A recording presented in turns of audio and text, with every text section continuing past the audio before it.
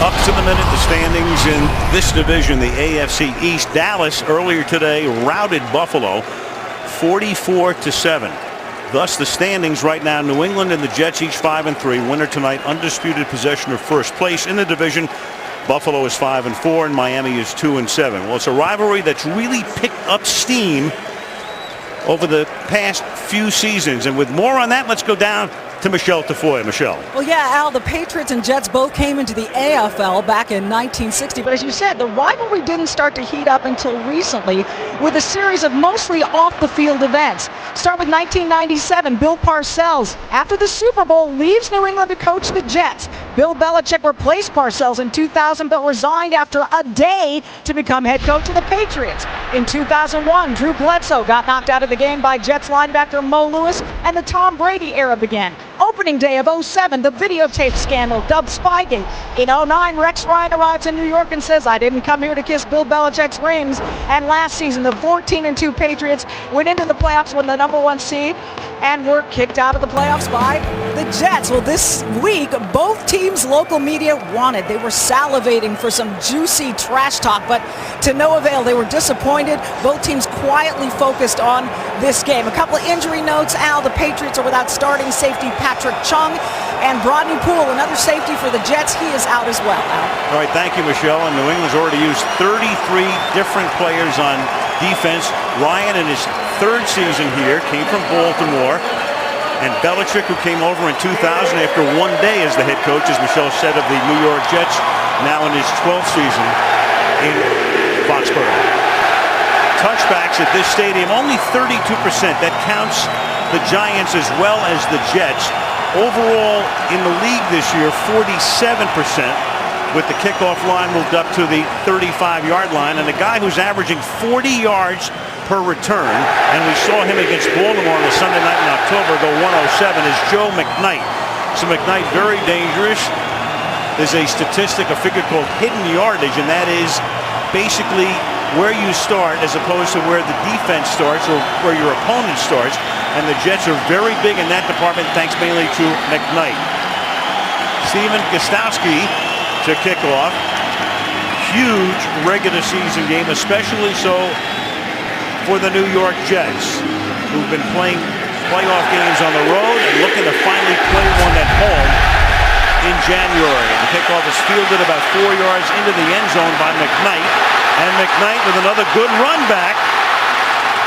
And finally taken down at the 33-yard line. Mark Sanchez on the road against the Patriots. 0-3 with a very low rating and 5.8 yards per pass. But when you get him here in East Rutherford, take a look at that. 4 touchdowns, no picks, and a 2-0 mark. Sanchez leading the team to a victory along with a great defensive effort last week at Buffalo. Jets come in winning 3 straight from the 33-yard line. The running back is Sean Green.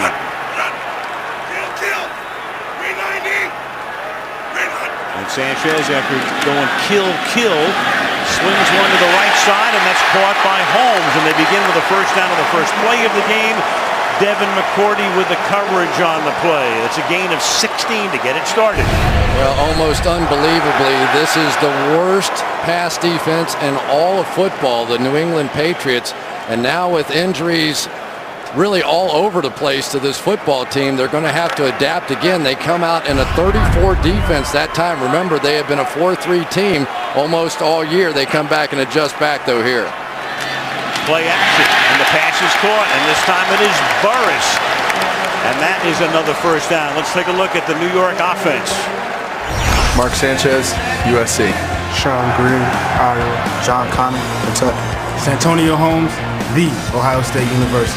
Plaxico Burris, Michigan State. Dustin Keller, Purdue University. Roberto Shaw Ferguson, University of Virginia. Matt Slauson, Nebraska. Nick Mangold, The Ohio State University. Brandon Moore, Illinois. Wayne Hunter, University of Hawaii. Mangold and Ferguson, the key guys up front, especially Mangold. Boy, it's a different team since he came back after missing 3. And here's Tomlinson taking the ball to the 36-yard line. LaDainian Tomlinson in his 11th year for a gain of 4. Well, a little change here. D'Brickashaw Ferguson going to stand up and play tight end. He's athletic enough. Maybe they will throw him the ball eventually. And then John Connor just comes in and absolutely levels Andre Carter. D'Brickashaw Ferguson, one of the best pass rushers there is in the game. Jets empty the backfield and they go 5 wide here. 3 by 2, 3 to the left. Sanchez, the 4th play. 2 of the first 3 have been passes on 2nd down and 6. Protected well, hangs in there, throws, caught, Holmes, and down he goes at the 11-yard line. So the Jets go from the ground and pound of recent weeks back to an air attack. That's a gain of 27, and it'll be 1st down and goal. Holmes on the outside out here working against McCourty, who had such a great year a year ago. But already we see the first mistake out of one of the safeties. Instead of coming up and making a play here, Ihedebo, the former Jet, comes up and basically knocks McCourty off. So not a very good start for this Patriots defense. 1st down and goal. Now they give the ball to Green, and Green bouncing into the outside, picks up 3 yards. They'll spot it at the 6-yard line. The Jets this year have been much more proficient in the red zone.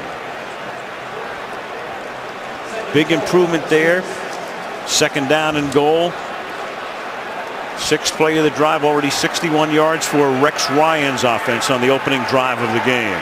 Jets did this last week against the Bills, and Sanchez threw an interception to kill the opening drive, which was just as pretty as this.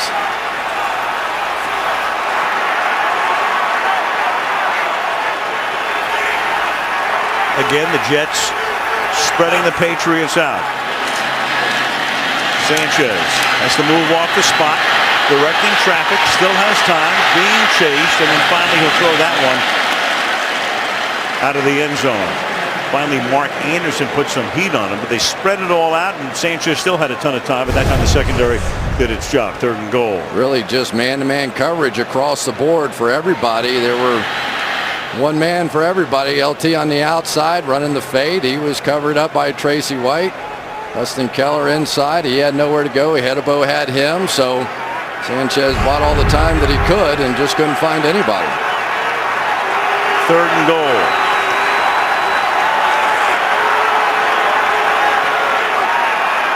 Tomlinson flanking Sanchez. And Sanchez pump fake and then throws, and the pass is behind and high for Plexico Burress. So the drive stalls after a 1st and goal. It's 4th down now, and in comes Folk to try to make it 3-0. Well, Plexico Burress has been the big red zone target for this team. They've got him doubled here, and you could tell that looked like Sanchez tried to get the ball to Santonio Holmes. He was covered, came late over the top. So at least the Patriots defensively are going to hold them to a field goal attempt. 24-yard attempt. Mark Brunell to hold it, and Nick Folk to try to bang it through, and that one misses. So of all things, the Jets get off to a brilliant start on the first 4 plays, bogged down on a 1st and goal, and the Patriots dodge a very early bullet. Veterans Day weekend. Patriots from the 20 after the missed chip shot field goal by Falk, and Brady will go right to the air on play action, and it's caught by Aaron Hernandez, one of their 2 tight ends who catch a ton of passes. And Tom Brady on the opening play gets 12 yards. So Brady, as you look at his numbers this season, 20 touchdown passes, 10 interceptions, which is odd because Brady last year all season long when the Patriots were 14-2 threw only 4 picks all season.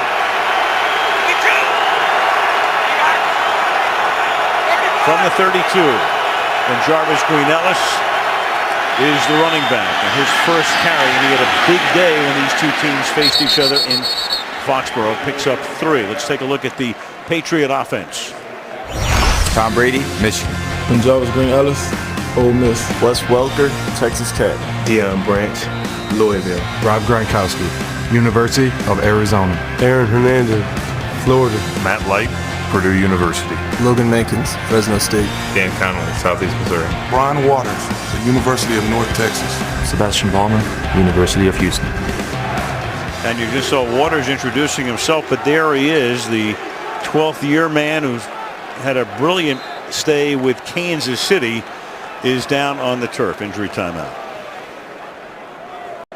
Working on the leg of the 5-time Pro Bowl selection, Brian Waters. At right guard, Ryan Wendell comes in to take his place. It's 2nd down and 6. His play resumes, and Brady off the play fake throws, and he hits Gronkowski. Gronkowski and Hernandez, those two tight ends, combining this season for 77 catches in the first 8 games. 21-yard game here. Yeah, we talk about the man coverage on the outside. What we don't talk about much is the man coverage on the inside. Eric Smith is having to cover one of the best receiving threats in the game tonight, Rob Gronkowski, who has just been red hot. And that's one that the Patriots plan to exploit. Stack 3 receivers on the left side, and here is Green Ellis to the 36-yard line. Gain of 6. Let's take a look at the New York defense. Mo Williams, Temple Ave. Sheldon Bohart, University of Utah. Mike DeVito, University of Maine. Calvin Pace, Wake Forest. Bart Scott, Southeastern Jungle-Airs. Dave Harris, Ottawa Hills. Jamal Westerman, Rutgers. Darrell Reeves, Pitt. Eric Smith, Michigan State. Jim Leonard, Wisconsin. Antonio Cromartie, Florida State. The defense sacked Brady 4 times in the first game this year between the teams. Westerman had 2 of those. It's 2nd down and 4. It's Welker setting up in the slot. Great protection for Brady, and then Brady throws to the outside, and that is caught by Chad Ochocinco. And Ochocinco says, "Oh, I thought I was staying in bounds," but he just stepped out after he makes the catch. So the longtime Bengal makes his first catch in almost a month. Check out this move. There's a little Chad Ochocinco. I was at practice on Thursday, and he was brilliant. Al, I'm telling you, I know he's taken a lot of heat in this town over the fact that he hasn't, or in the Boston area, hasn't made a lot of plays, but he looked like the old Chad Ochocinco to me. I think he can have a breakout second half of the season. Green Ellis can go nowhere there. Stacked up on the left side of the defense, led by Boha, and it will be 2nd down and 12. Well, Chad got paid a lot of money to come here. Really struggled with the playbook early on. He's a guy that probably wasn't disciplined enough in his route running in Cincinnati. Obviously, that was an issue for Tom Brady. Took a long time to get on the same page. They feel like they're getting close now. Well, 0 for 7 last 3 weeks, but he makes the catch the first time he's targeted tonight. You got Revis on Welker. 2nd down and 12, and that is behind Welker, who's having a phenomenal year. Incomplete. It'll be 3rd down. Strickland with the coverage. It'll be 3rd and 12. Well, David Harris came on the blitz that time and really forced Tom Brady to get this one out of his hand a little quicker than he wanted to, and I think it just caused the misthrow. David Harris right up the gut there with the early pressure, trying to knock the Patriots out, and looks like now they're going to get flagged for an illegal huddle, and Chad Ochocinco is getting chewed out. Substitution offense. 12 men in the huddle. 5-yard penalty. 3rd down. First call of the night from referee Gene Steratore, and that makes it 3rd down and 17 to the consternation of Belichick. There's 12. Too many, and Ben Jarvis Green Ellis just didn't get it early enough. Chad has to step outside the huddle until he leaves. 3rd and 17 from the 32. And now you get all those defensive backs on the field. Jets had only 2 defenders with their hand on the ground, and that pass is almost picked off by Kyle Wilson. It floated, intended for Deion Branch, incomplete. 4th and 17. Well, Kyle Wilson's going to have all kinds of help right here. He's got help over the top. He's working on Deion Branch, so he doesn't have to worry about him running past him. Should have had this ball. Kyle Wilson is one of the more improved players on this Jets team, though. His coverage skills have really given this defense an uptick. It's a winless night. It's a 50-yard field goal attempt for Gostowski. And Steven Gostowski bangs this one right down the middle. So Folk misses a chip shot. Then Gostowski hits from 50, and it's 3-0 New England. For the total Sunday night experience, check out Sunday Night Football Extra at NBCSports.com. Your own camera angle. Chat with Mike Florio, who's wired into everything that's happening around the league. Full DVR control. Sunday Night Football Extra at NBCSports.com. Second year of existence from MetLife Stadium, replacing old Giant Stadium. And McKnight to run it back, averaging 40 yards a return. The league average for a kickoff return is 23.7, so he's almost double that. He gets another chance here from the 9-yard line and is taken down at the 24-yard line by Danny Woodhead. Sanchez will go back to work. New England up 3-0. The long and the short of it, I guess. You got Spike Lee, you got Shaquille O'Neal checking out the action. John Bon Jovi, huge football fan, saw him on the field before the game and his son looking on. Big night at the Meadowlands, 3-0 New England from the 25-yard line. The Jets begin their second drive. Sanchez in that pocket and then throws to Jeremy Curley for a gain of 8. Let's take a look at the Patriots defense. Sean Ellis, Tennessee. Vince Wilfork, University of Miami. Kyle Love, Mississippi State. Andre Carter, Cal Berkeley. Rob Minkovich, Purdue University. Gerard Mayo, Tennessee. Devin McCourty, Rutgers. James E. Hedibro, Zoo-Max. Kyle Arrington, Hofstra. And the two guys in the silent movie are making their first ever starts tonight. Meanwhile, you now have Green going to the 40-yard line on the second and short to pick up a first down. And with the injuries and the mixing and matching and very little time in the offseason, the Patriots shuffling a lot of stuff on defense. Yeah, they're working the double team inside here on Dederick and just going to try and go back to this ground and pound. Remember, they have a lot of people shuffled around now on this Patriots defense. Gerard Mayo has been playing outside linebacker all year, forced back inside due to the injury to Brandon Spikes. And Michelle talked about the fact Chung inactive tonight, the safety. It's a first down run through the middle for LaDainian Tomlinson, setting up a second down and 8 with 6:40 to go in the quarter. Well, one of the keys here is going to be Vince Wilfork, one of the lone remaining guys from so many of those Super Bowl teams. He's going to have to try and occupy that space inside. They do not want people getting down on Gerard Mayo in the middle of the field. So this is going to be the challenge, just trying to overcome and win the battle on the defensive line tonight. Wilfork, the only defensive starter left from that 07 Super Bowl team that lost to the Giants. Whoa. And that pass is much too high, and it sails, fortunately for him, intended for Keller, and sailing over the secondary as well. It'll be third down and 8. Mark Sanchez went down the field and was saying something to Dustin Keller. I don't know what he could have possibly been saying here.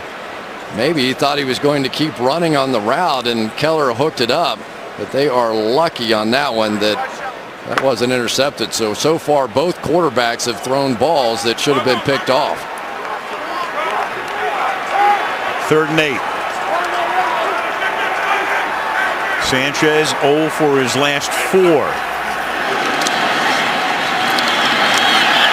Flushed out, sacked at the 35-yard line. Andre Carter having a good year.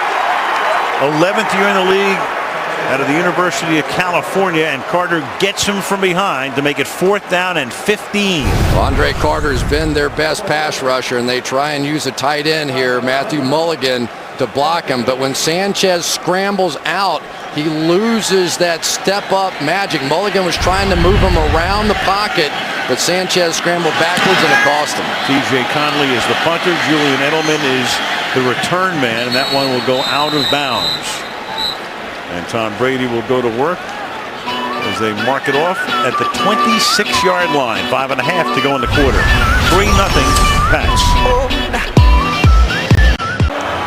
5 weeks ago in Foxborough, these two teams met. Tom Brady that day, 321 and a touchdown. Green Ellis by far his best day of the season, and Welker for 124 receiving yards. 300-yard passer, 100-yard rusher and receiver. against the Jets. They scored first in that, never looked back, won it 30-21. Brian Waters is back in. He was hurt. That's him turning around 54 at right guard.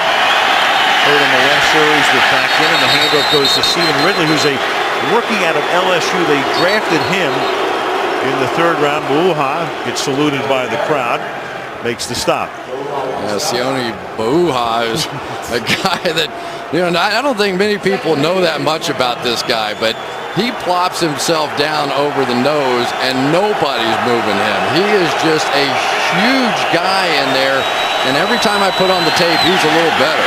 6'3" and 3 1/4, and there's nothing happening there as Ridley runs right into the arms of Westerman for no gain or a short loss, and that's going to set up third and long. Well, one of the things that when the Jets come into this look, when Eric Smith, the safety, comes down to play linebacker, Tom Brady's going to try and run the football. Of course, when big old guys like Rapati Itoe Tua is in there, you never make it to Eric Smith. Itoe Tua at 6'8", third and 8. Three receivers. They're missing a guy over here on the bunch formation. They just recovered. They are. Third and 8, and Brady's going to loft it, and getting wide open is Ocho Cinco inside the 30, and Ocho Cinco all the way to the 17-yard line.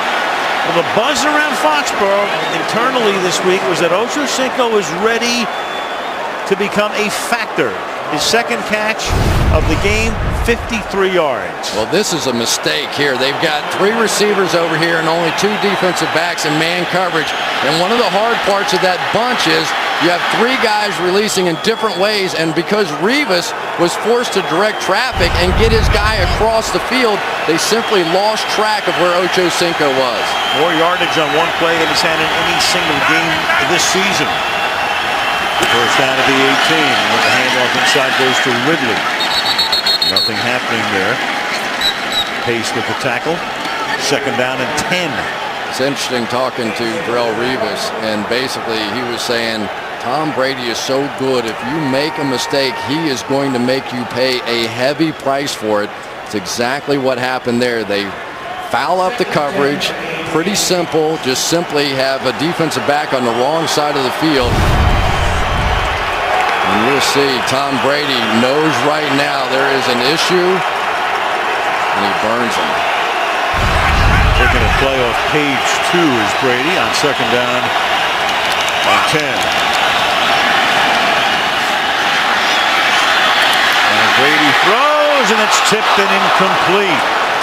Batted. Smith almost was able to come up with a pick. Strickland covering on the play. Gronkowski, the tight end, the intended receiver. It'll be third down and 10. Yeah, if Gronkowski really drives back through Strickland, I think it is, on this play, he's going to get pass interference. As it was, Strickland ends up with a pretty nice play. And they have gotten there a fraction early, but in a game like this, not going to get that call.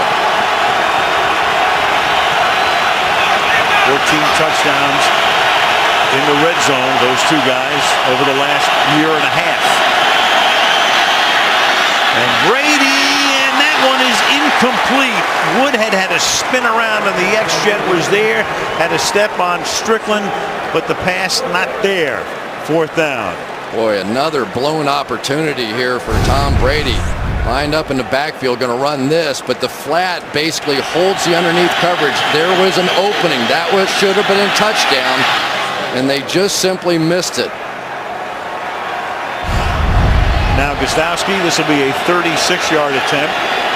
He's already kicked one from 50. And on this winless night, that one is right down the middle with 2.5 to play in the quarter. The Patriots extend their lead to 6-0 over the Jets. Always good to get buzz. It's always good to get buzz, yes. You know, you can create buzz here on Sunday Night Football. You just have to say something has buzz, and it does. You figured that out, right? Yes. We know all the tricks. Okay. Don't give me any buzz. I got enough buzz. Right. Gostowski will kick off with 2.5 to play in the quarter, and McKnight will hope that he gets a chance for a third return with that sparkling 40-yard average, and he will indeed from 5 yards back. And good coverage that time as he's tackled up at the 16-yard line. Tracy White made the initial contact. That Pats defense, 33 different players, most in the National Football League through week 9. Since 2008, the year after the Super Bowl, 72 players, tied for 4th most in the league. So they've had some trouble with their drafts. They haven't turned out. Free agents, well, Hainsworth being the latest example. They got rid of him last week, Albert Hainsworth. So Belichick has had to use a lot of different combinations. Sean Green is the back on first down from the 16-yard line. And out to the 21. A lot of weird stuff. Of course, you look at some of the numbers, and then you think Bill Belichick coaches the worst defense, at least statistically, in the National Football League, which is astonishing. Yeah, it is. But, you know, you look at their season, and they've had injuries really at every level. And it started on the defensive line. It moved to linebackers. And now it's the safety. So in trying to coach that group, there's been no continuity. It hasn't been the same 11 guys out there really at any time this season. And I think it's stunted their growth.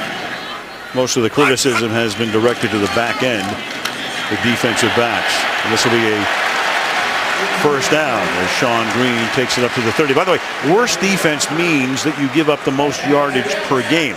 In points per game, they're 20th, so they're playing a little bit better in terms of stymieing the opposition than the raw numbers would indicate. And Al, it's a young defense. Belichick was saying the other day, hey, we knew we were going to have a young defense.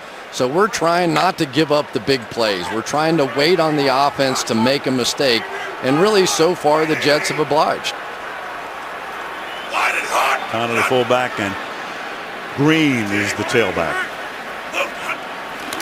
Mulligan was in motion. And this is Green trying to cut it back, and he takes it up to the 34-yard line. Tarpinian making his first career start, talking about the mixing and matching. They've got him making the start tonight. They've got Sterling Moore making the start tonight, a rookie out of SMU. Here's Jeff Tarpinian right here. And really, in college, he was almost like a nickel back. When he played outside backer, it was against passing teams. And so the idea that he was going to come in and play against ground and pound and the Jets, he is a guy to focus on tonight to see how he holds up. 2nd and 6. Blitz coming, and down he goes at the 25-yard line. Andre Carter gets his 2nd sack. Well, this has to be on Mark Sanchez because they don't have enough guys. They're going to get 1, 2, and nobody here. And so Mark Sanchez has to realize where it's coming from. A lot of offensive linemen up there blocking nobody. And so the Jets with another potentially drive-ending mistake. And it will be 3rd and 14 when we start the 2nd quarter. End of 1. New England 6 and the Jets nothing. And Sunday Night Football continues after these messages.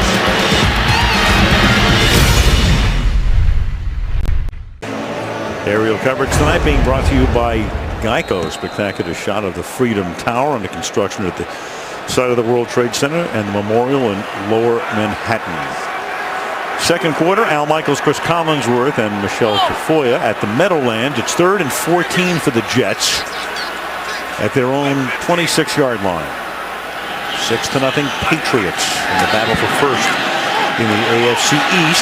And Sanchez avoids another sack and then throws, and it pays off, but a flag is thrown. That is Burris with McCourty. Burris making the catch, and Burris has his hands up as if it's going to be against him. Very interesting call. Kind of a shoulder by Burris. Offense, number 17. 10-yard penalty. Replay, 3rd down. And indeed it is. Let's see if he extends the arm at the end of this. The shoulder, I think he gets away with. Does he extend the arm? There it is. That's it. That's going to be called all the time. And Mexico can't believe it. And he would have been fine. And he would have been open. It's such a hard thing. It sounds weird, but it is such a hard thing to break away from somebody and not extend that arm. It's a natural thing, and that one cost them big. And that's what the official sees, and the next thing you know, it's a 3rd down and 24.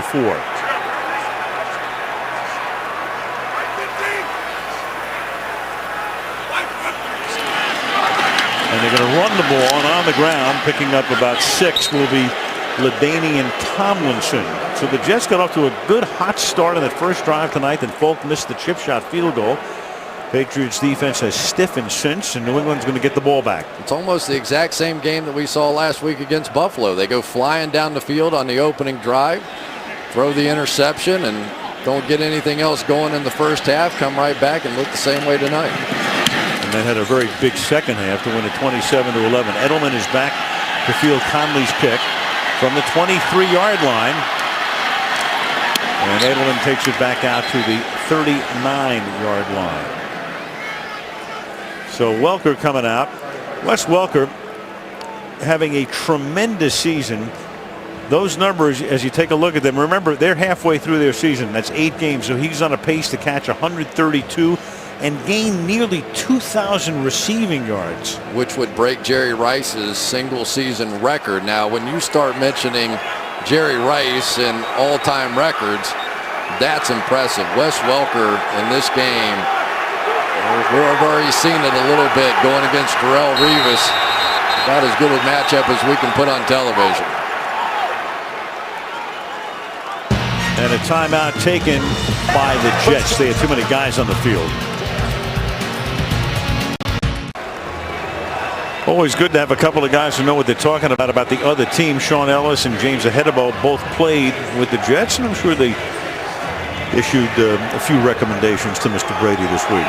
Got debriefed and basically learned that the Jets want to play them small. A lot of defensive backs on the field. Quick drop and a pass to the outside, and that's caught by Deion Branch, and he'll pick up a first down as he gets by Kyle Wilson defending on the play. And another mistake there, that time by Kyle Wilson. This is the second time they've been burned when they haven't been lined up. Kyle Wilson was late getting across the field. No excuse coming out of a timeout. The alignment, the formation, it's giving this Jets defense problems. The Patriots are the ones that had to replace their safeties. You would have thought they would have had the issues. Skirts the sideline for 20 yards. Revis on Welker, with Welker going in motion. They fake it to him on the end around and then swing it to him to the other side and incomplete. So they send him all the way across the formation after the fake, and then the pass doesn't get there. Second down. It's a good thing because Sione Buuha, the nose tackle, would have been the guy in coverage on that one. The Jets defense, you can see they want to play small. 5 defensive backs here despite the 2 tight end formation. Here was 6 defensive backs, and then on the 3rd and long they got 7 defensive backs. But what we have not seen yet are the blitzes out of it. We haven't seen the pressure coming from those defensive backs. I'm sure we will soon. And the Jets do a lot of that. About a third of the time they will blitz a defensive back, and now Brady with that play clock running all the way down takes a timeout. New England, a 30-second timeout. That'll make it second down and 10.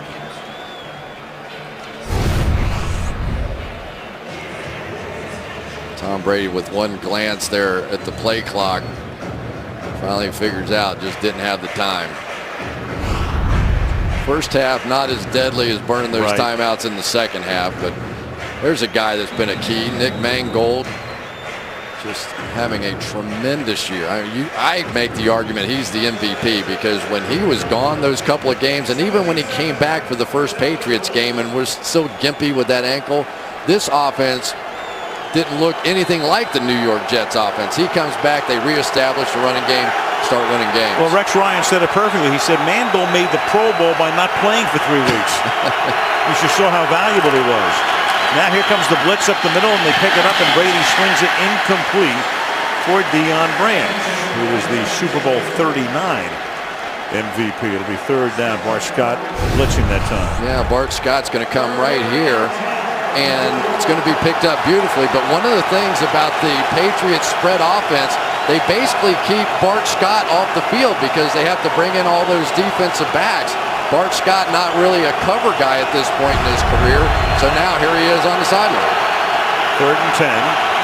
Brady 5 of 11 for 118, almost half of that yardage on that one pass to Ocho Cinco. Great protection all night and then throws into traffic and incomplete. Tried to get it to Branch, and there were 3 Jets back there. Well, I think Deion Branch got away with one here. They were tough on Plexico Burris, but watch Deion Branch here. He's not going to extend his arm on the tail end of this play, but see if he goes into the defensive back to try and create space. Couldn't really tell from that angle. This side, you're going to see Revis with a little pull of the jersey. Tom Brady said that nobody holds as much as the Jets do. Find all the examples of it you can and show it a lot. First punt of the night for Zoltan Mesko. Jeremy Curley calls for a fair catch at the 8-yard line. Jets will start deep in their own territory. Early in the second, 6-0 Patriots. The Lincoln Tunnel, which was a very difficult thing to do earlier this afternoon. Jets with or without Mangold, 5-1 when he plays and 0-2 when he doesn't. And look at the rushing yards per game. That speaks volumes. It's interesting talking to him about his battle up front with Vince Wilfork. We'll get into some of that here as the night goes along. Jets starting from the 8-yard line.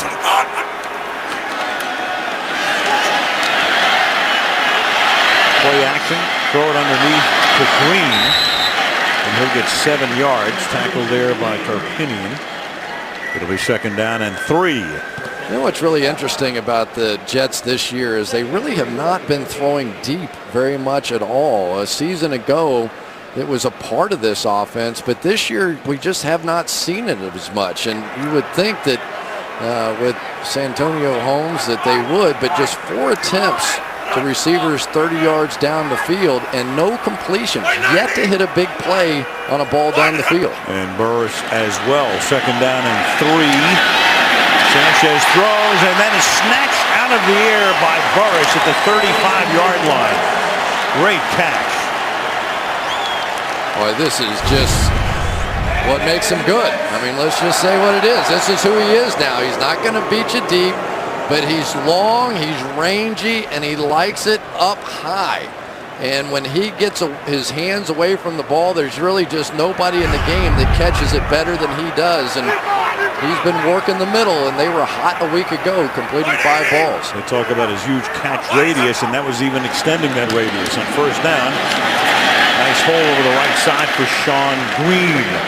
He goes to the 42-yard line. It'll be 2nd down and 4 for New York. Well, Nick Mangold this time going to work up and around with Brandon Moore. Work this double team against Kyle Love and then try to get on to the next level, which is where Brandon Moore is. They're also working inside over there against Jeff Tarpinian. Seem to be running in that direction a little more. Tarpinian making his first career start, 2nd and 4. Ground and pound. 1st down. Green again to the 47-yard line, and they called Green's number in his first half, a total of 7 times for 40 yards. Yeah, and here comes Big Vince back in. They gave him about a half a series off, and I would imagine that anytime the Jets see Vince Wilfork sitting on the opposing sideline, they're going to go run, run, run until he gets back in the game. LaDainian Tomlinson in the backfield, and they send him to the slot right. And quickly to LT. And out of bounds at the 47-yard line. That stellar career with San Diego. No doubt a Hall of Famer someday. And still has enough left in the tank that he's been a very valuable asset for the last 2 years to the New York Jets. Yeah, his role changed. He was the lead rusher a season ago, but now he is the 3rd down back. A lot of guys won't accept that. You know, we've seen older guys in that situation, a Hall of Fame runner going, no, I can't have this. And they talked him into it. They said, really, you're going to help us more with Mark Sanchez if you'll be that 3rd down guy. We'll keep you fresh. We'll keep you around for the whole year. And he bought in. 2nd and 4. That play clock all the way down. They just do get it off. And then Sanchez is going to go down as he gets rid of the ball. Andre Carter nearly had his 3rd sack of the game, and the Patriots are going to say he was in the pocket. He was just throwing it away. He's under pressure, and he's got to get the ball Here we go. Here's Carter's going to work his way inside. Officials really conferring here. Just a hustle kind of play. Let's see where the ball ends up getting back to. Clearly in the grasp. Looked like a. Yep. I agree with that penalty. one. Yep, it's going to be grounding. Clearly just trying to avoid the sack. Not really a receiver in the area. I think that's a good call. And you're in the pocket, outside the pocket. It's fine. Inside the pocket. Intentional grounding. Offense number 6. Number 38 was not close enough in the proximity of that pass. It is intentional grounding, a spot foul, and a loss of down. 3rd down. 38 being John Connor, and all that doesn't cost Carter his 3rd sack of the night. Yeah, there's the tackle box. Got to be inside there. Now watch John Connor, the fullback, right here. He's going to turn to his right and move away from this ball, and I think that was really the deciding factor. And he turned back inside, maybe a chance, but I thought that was a good call. So loss of down. The ball is back at the 43. It's 3rd and 14.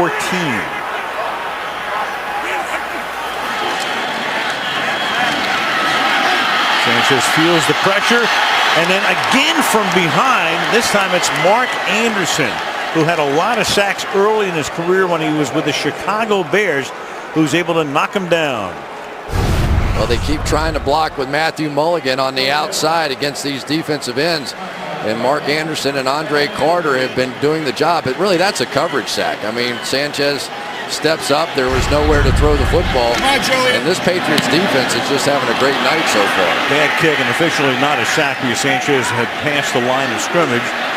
But a horrible-looking punt that takes a pretty good roll and bounce and goes all the way to the 7-yard line.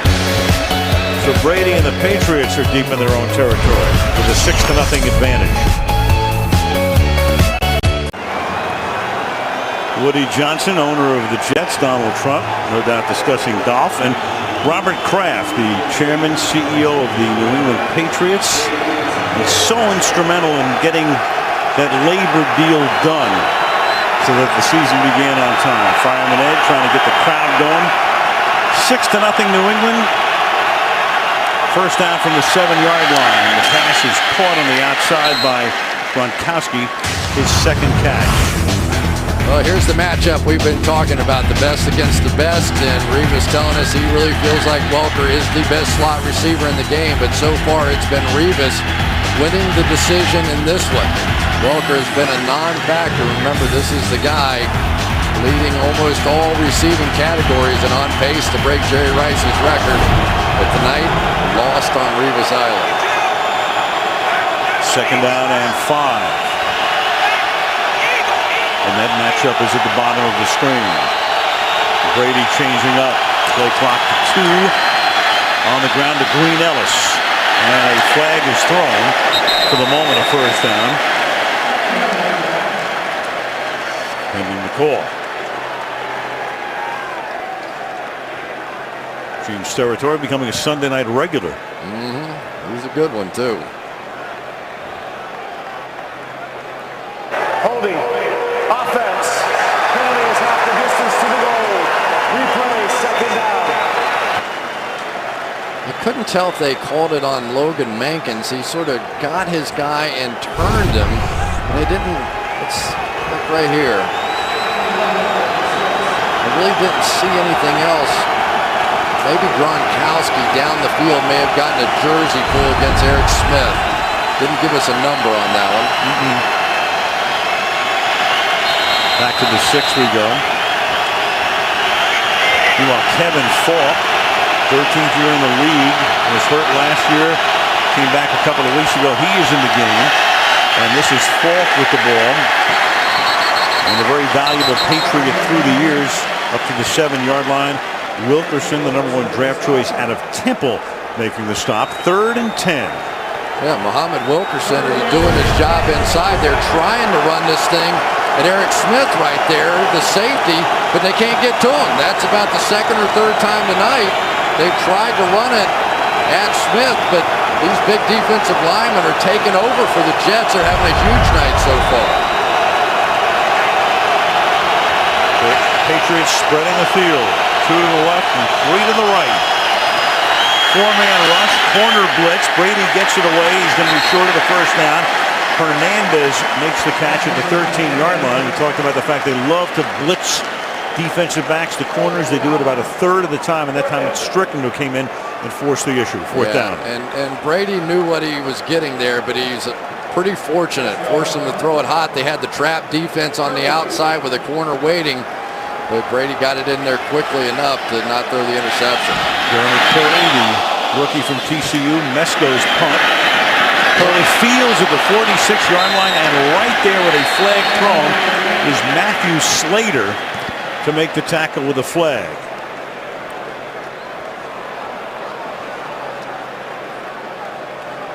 And Curley comes up limping. And Curley's their slot receiver, so that would be significant. See if we get to push in the back here. Yep, that looks That's like what it. I think we get, and still get the tackle. So Kyle Wilson. During the return, illegal block in the back. Number 20 of the return team. 10 yards from the spot of the foul.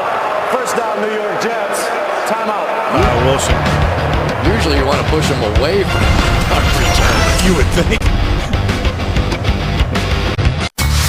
Follow the NFL while on the go. NFL mobile apps at NFL.com/mobile. You know, even though this game now feels like, obviously the Patriots winning, but it still feels like a Jets game. You know, we talked about in the open a little bit, could Brady turn this into kind of a shootout? Well, that hasn't happened. And for Brian Schottenheimer to go, oh, he's getting shut out. But it still feels like a Jets game to me. Well, you saw Schottenheimer motioning to Burris to get in motion and go to the other side from the 35-yard line. Green, the running back. Long count. Play action. Sanchez hanging in there and into double coverage and getting bent back over. But drawing the flag is Burris. And McCourty goes down holding his shoulder.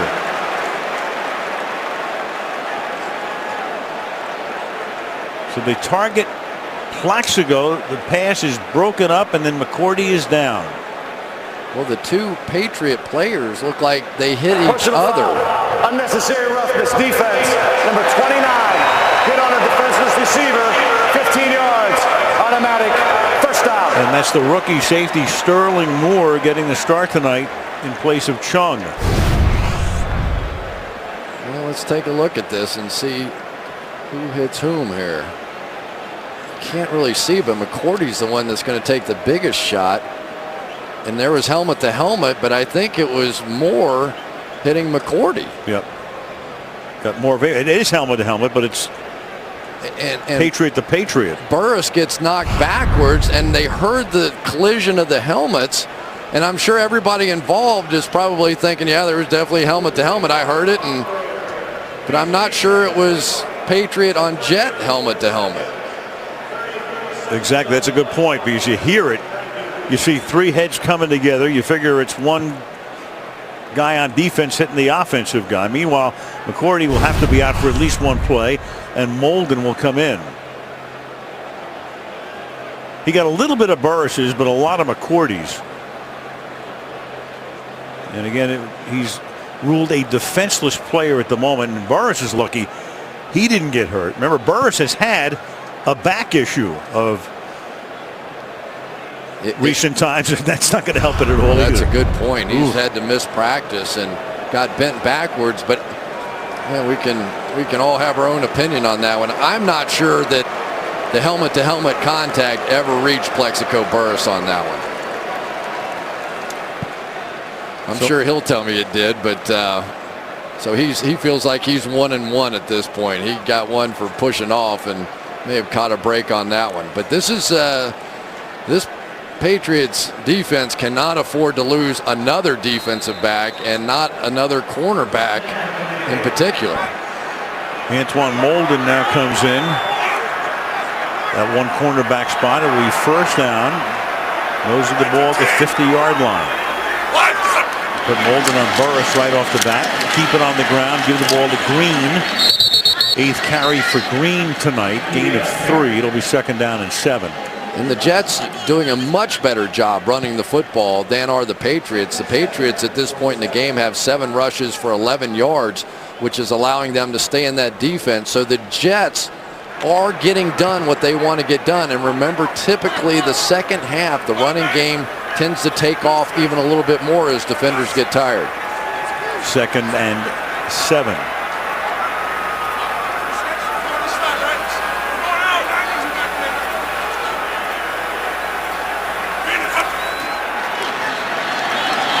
Four-man rush, and enough of a rush to get him down again. So that's a 3rd sack. You've got Mark Anderson and Carter. We'll see how they rule that officially. Could give each a half. Carter already has 2.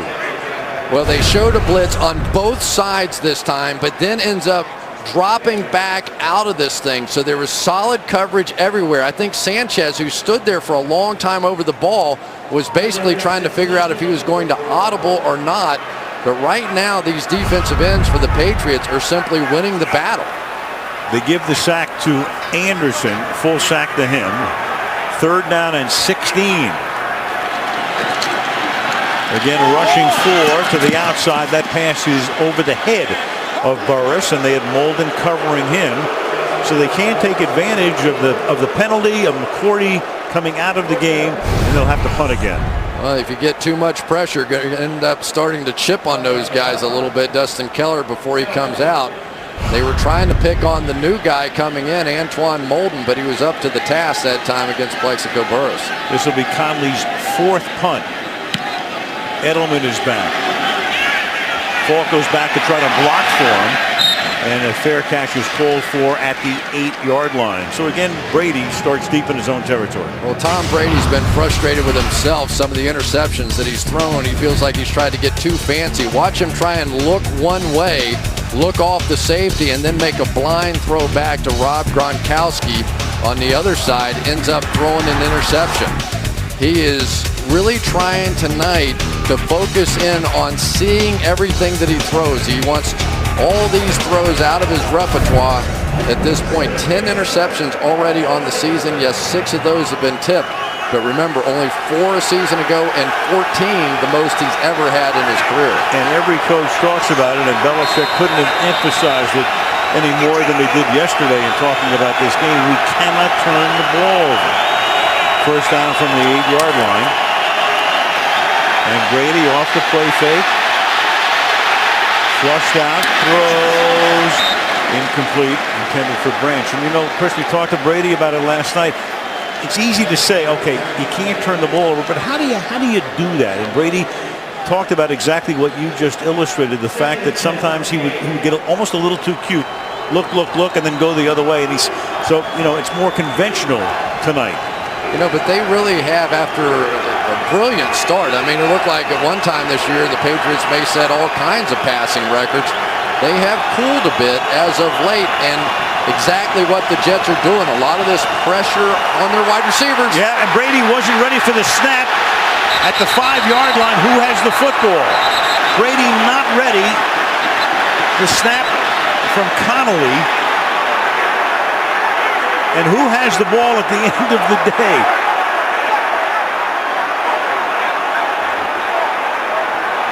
Of course, the Jets signal they do. That's par for the course. Wow. But it's going to be the Patriots who come up with the football. Muhammad Wilkerson looked like the guy that had a pretty clean shot at it. If Brady wrestled it away from him, I'm going to be really impressed.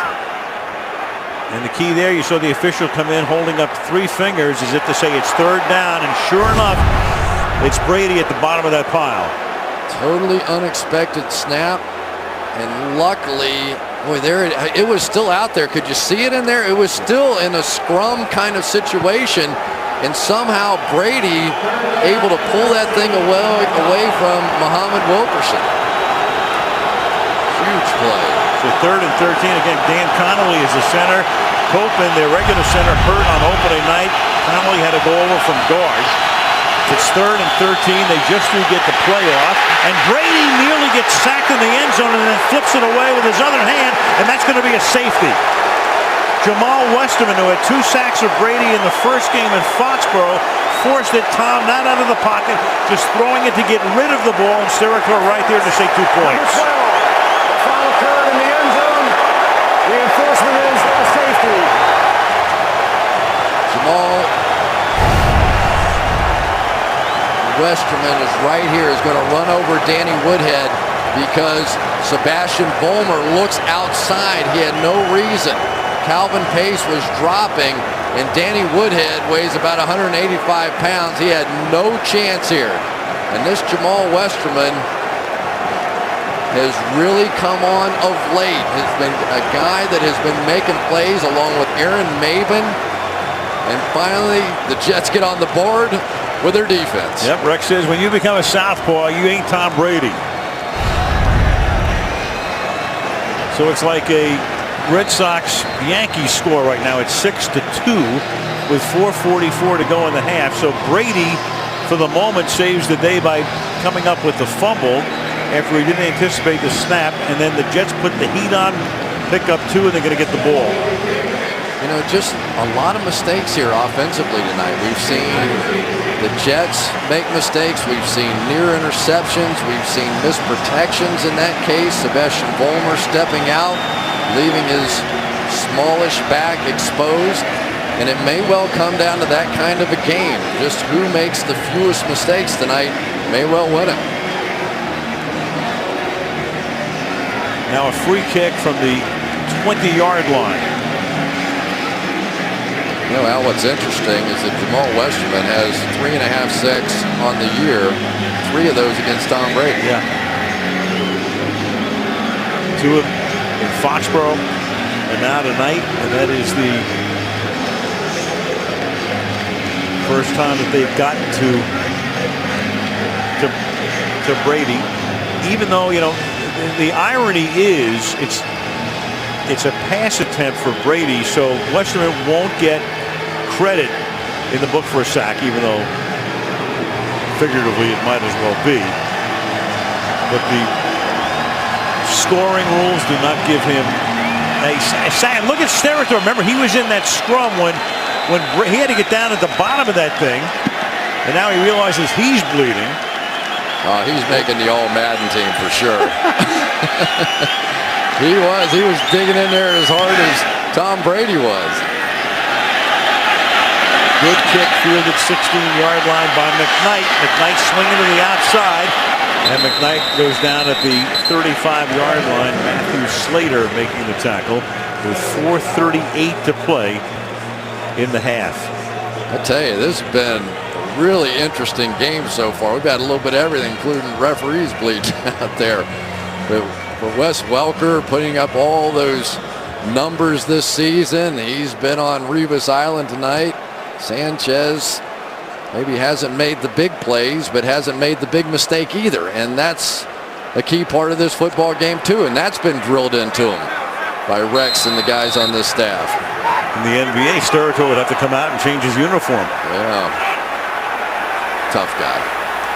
Remember the NBA? From the 35-yard line, first down. To the outside. Goes Green for a gain of a couple. Let's check in with Michelle. Well, Al, Patriots left cornerback Devin McCourty, who collided with Sterling Moore and Plaxico Burress on that play. He left the field, went into the locker room, really favoring his right arm and shoulder, holding it close to his body at a 90-degree angle. He is officially questionable with that shoulder, so that defensive backfield even thinner, Al. Yeah, thank you, Michelle. And you saw him holding that shoulder when he went down, and Molden is the guy who's got to take his place. And he's been lined up facing Burress. Short drop, slant, caught, first down. That's Holmes making the catch. Santonio Holmes, big star in the Super Bowl 3 years ago for Pittsburgh against Arizona. Yeah, they're coming after the young replacement now, Antoine Molden, in the game. And anytime you see an injury in the NFL, especially at the cornerback position, it, like Gene Steratore, doesn't take long to smell blood, and they're coming right now. That's 2 in a row. Open wound. Yep. Molden back this time on Burress as they flip him around, and then that's Anderson who comes across the line. Offside defense, number 95, neutral zone infraction, 5-yard penalty, first down. Full credit there to Mark Sanchez. This snap count was really hard. Got him. Good play by Wayne Hunter, too, not allowing Anderson to get back. Reacted quickly enough to draw the flag. 1st and 5 now. Running back is Tomlinson.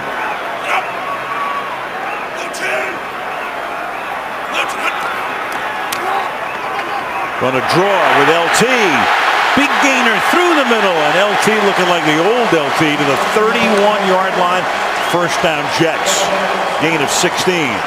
I kind of like what I saw in a lot of things there. First of all, Mark Sanchez acted like he was doing an audible and then pointing out the blitz looked like it was going to be a pass.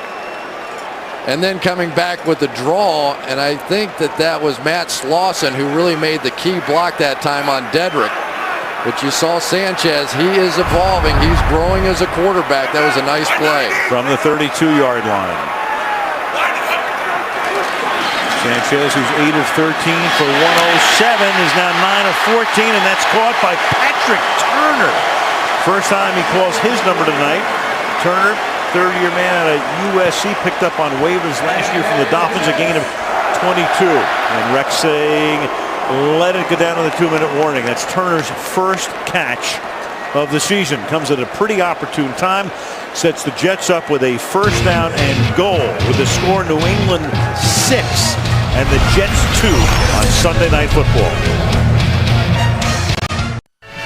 Bob and the gang, the Toyota halftime show coming up. 49ers do it again. They're 8-1, beat the Giants. And what a decision by Mike Smith that backfired for the Falcons. New Orleans wins in overtime. Devin Hester and the Chicago Bears, they're rolling again. All coming up at halftime. Well, this has been a nice drive so far by Mark Sanchez. 9 for 14, 129 yards, no interceptions. When the Jets beat the Patriots, typically Mark Sanchez does not turn the football over. He's had a lot of fumbles this year, leads the NFL in that as well. So he has to hold on to it in the pocket and throwing the ball. 1st and goal. Jets had a 1st and goal on the first drive of the game. Bogged down, and then Folk missed an easy 24-yard field goal attempt. Now 1st and goal to try to get the lead. Sanchez hanging in there, and then throws a little high for Burris. Burris was able to get minimally free. Phillip Adams covering on the play, and Flex reaching for his back. You know, Plaxico coming around to the backside. They're just trying to throw it high here. Watch, really, they're just trying to let him go upstairs and make a play. LT on the other side coming out, and Ninkovich makes sure he doesn't become a part of that pass route. Clearly, that's where Sanchez wanted to go first. 2nd down and goal. Sanchez, and that's caught at the 3-yard line by Dustin Keller. And Keller has stopped that much short of the goal line, setting up 3rd down as Keller makes his first catch of the night. There you go, 3rd down and short. Now you're going to find out exactly how much you trust your young quarterback. I think they're going to let Sanchez go. A little play action here. Give him a shot. Timeout, New York. Not a timeout Ryan wanted to have used at that point. Among the things they're trying to do, obviously score, but take as much time off the clock as they can. Well, I don't know, except when you have a defense out there that's scoring points, maybe it works the other way, but they're clearly trying to get that clock down inside of a minute, and Mark Sanchez knew that play call was too big. He could have let it run down before he called the timeout, which would have been the right way to do it. Now Burris left, Holmes in the slot to the right, Keller goes wide right. Green is the back on 3rd down and goal.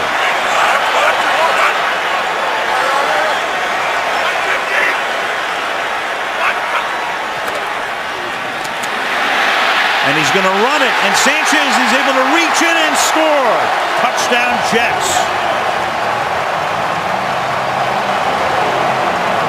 Spread him out and then run the ball into the end zone.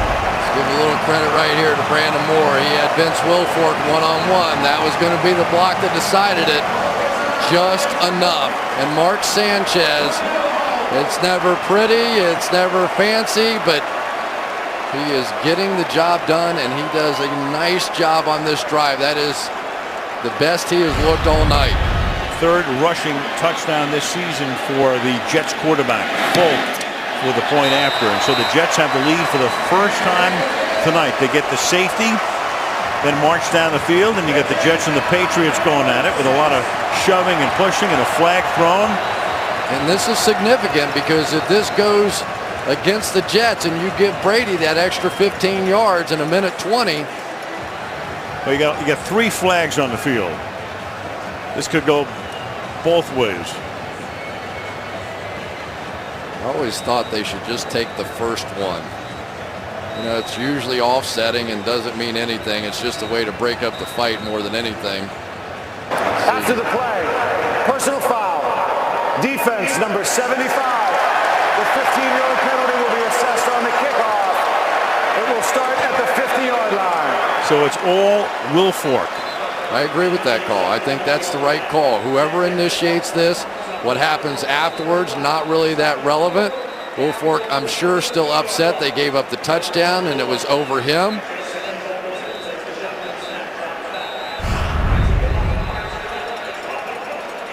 And that means the kickoff is from the 50-yard line. Sunday Night Football brought to you by Subway and the Chicken Marinara Melt, featured $5 footlong of the month.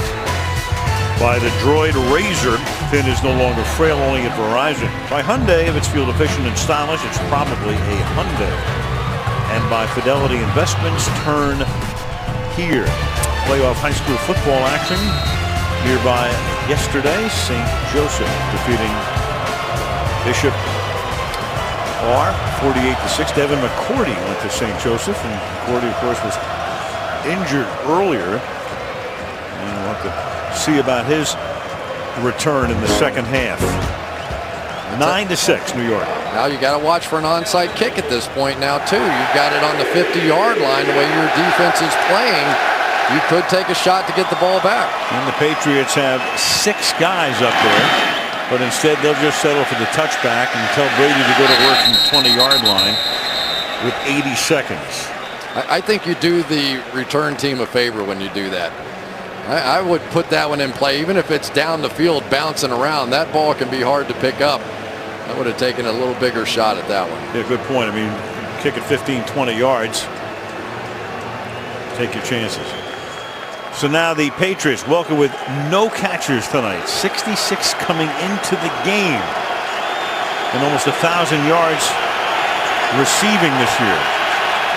But for the most part, Revis has been on.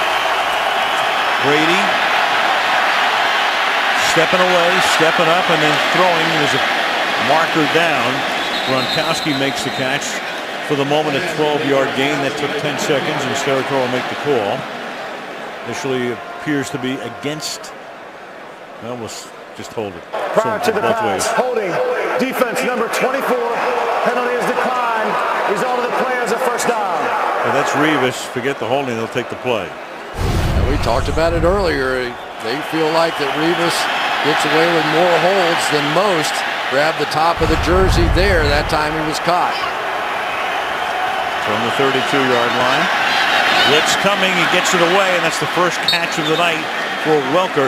He takes the ball out to the 46-yard line. Patriots have 2 timeouts left. Yeah, getting delayed blitz now coming out of the secondary.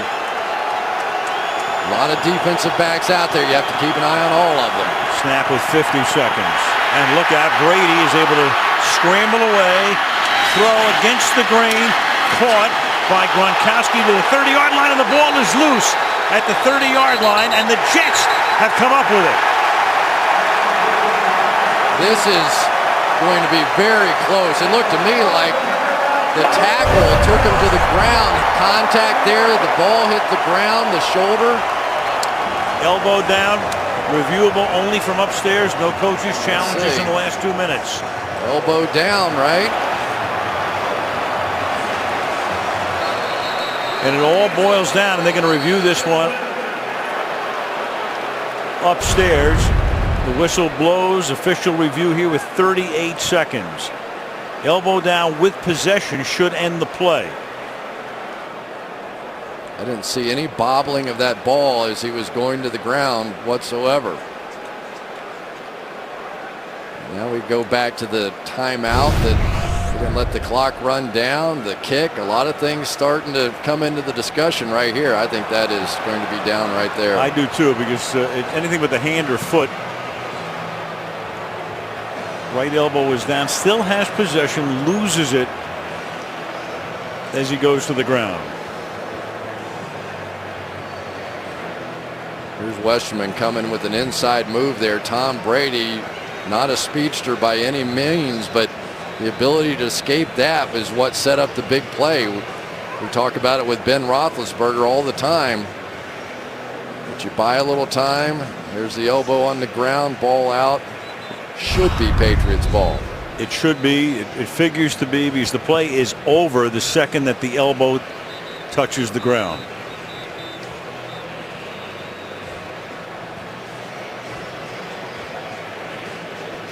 So we see Mark Sanchez with a beautiful drive, and now Tom Brady coming back. And I guess when they in boxing, they say they're feeling each other out in the first couple of rounds there. They're not feeling each other out anymore. They're starting to fire a few bullets around. Parrying.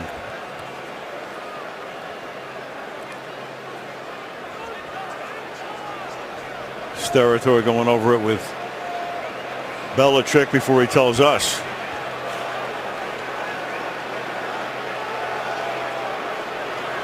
I think he's talking about the timeout. In other words, now you're going to have to burn a timeout to keep it here at that point on the clock, whatever, 43 seconds. It has been determined that the runner was down by contact on the 31-yard line. Due to the fact that this play was reviewed inside of 1 minute and the clock would have been running, 10-second runoff rules would apply at this point. New England has elected to take a timeout to avoid the 10-second runoff. The game clock should now read 42 seconds. New England is charged with their second timeout. It will be their ball, 1st and 10 on the hash mark nearest their sideline. Perfectly explained by Steratore, bloody nose and all. So 42 is when the play ended. And again, as he explained so perfectly, you can let the clock run off 10 seconds or take a timeout. They take the timeout. They're down to 1, which is an eternity for Tom Brady, with the ball at the 31-yard line. Everybody up now. Potential blitz from almost anywhere along that defensive line. 3 receivers to the right. Brady looking that way and throwing that way, and nobody home. It'll be 2nd down. Interesting, they brought it from the slot receiver that time, with Kyle Wilson coming from a guy that probably Brady wouldn't have seen. Defense number 33, 15-yard penalty, 1st down. Oh, Eric Smith with a personal foul, and that's going to move the ball inside the 20-yard line. To the 16-yard line it goes. Well, we talked about it earlier. Eric Smith in a very difficult position tonight, having to, right here on Danny Woodhead, grab the face mask. They're going to go after him in coverage. Brady dancing to his left, throwing into the end zone, and incomplete. Intended that time for Woodhead. And again, he had that same matchup on which he had the personal foul a moment ago. Woodhead and Smith, 2nd down. Yeah, you could see that Tom Brady, who talked about it a little bit with us, you know, he said, I don't have 6'5" wide receivers. You know, I'm not going to throw them open. I have to throw it at them. That time a little too high. He's got Welker at 5'9". He's got Branch at 5'9". Ochocinco, a giant, at 6'1". Woodhead is 5'8". Cover 0. Everybody in potential blitz, then they drop out of it. Drop back, pass to the outside to Welker. And Welker can't go anywhere because he had to reach for it. Kyle Wilson makes the tackle. And it's going to be 3rd down. Brady not using the timeout, going without the huddle and without taking the timeout on 3rd down and 12. There's a flag down, and Brady throws, and for the moment it is caught by Gronkowski for the touchdown. And you saw the flag. I think he went too fast. I'm not sure all these receivers were set. Defense, number 96. Penalty is declined. Result of the play, touchdown. Turned out to be a free play. Wilkerson was offside. And then Gronkowski comes away limping, but it gives New England the lead again. Well, Gronkowski, we've talked about him this year. He has become such the receiving threat down the field. 5, 6, 7 catches almost every game. The most he's had 8 last week, and that was a shot right to the thigh. By Leonard. He's got his thigh pad in. After he beat Smith. Terrible series for Smith with the foul, and then Gronkowski runs by him. We've got 9 seconds remaining in the half. 17 career touchdowns in a year and a half.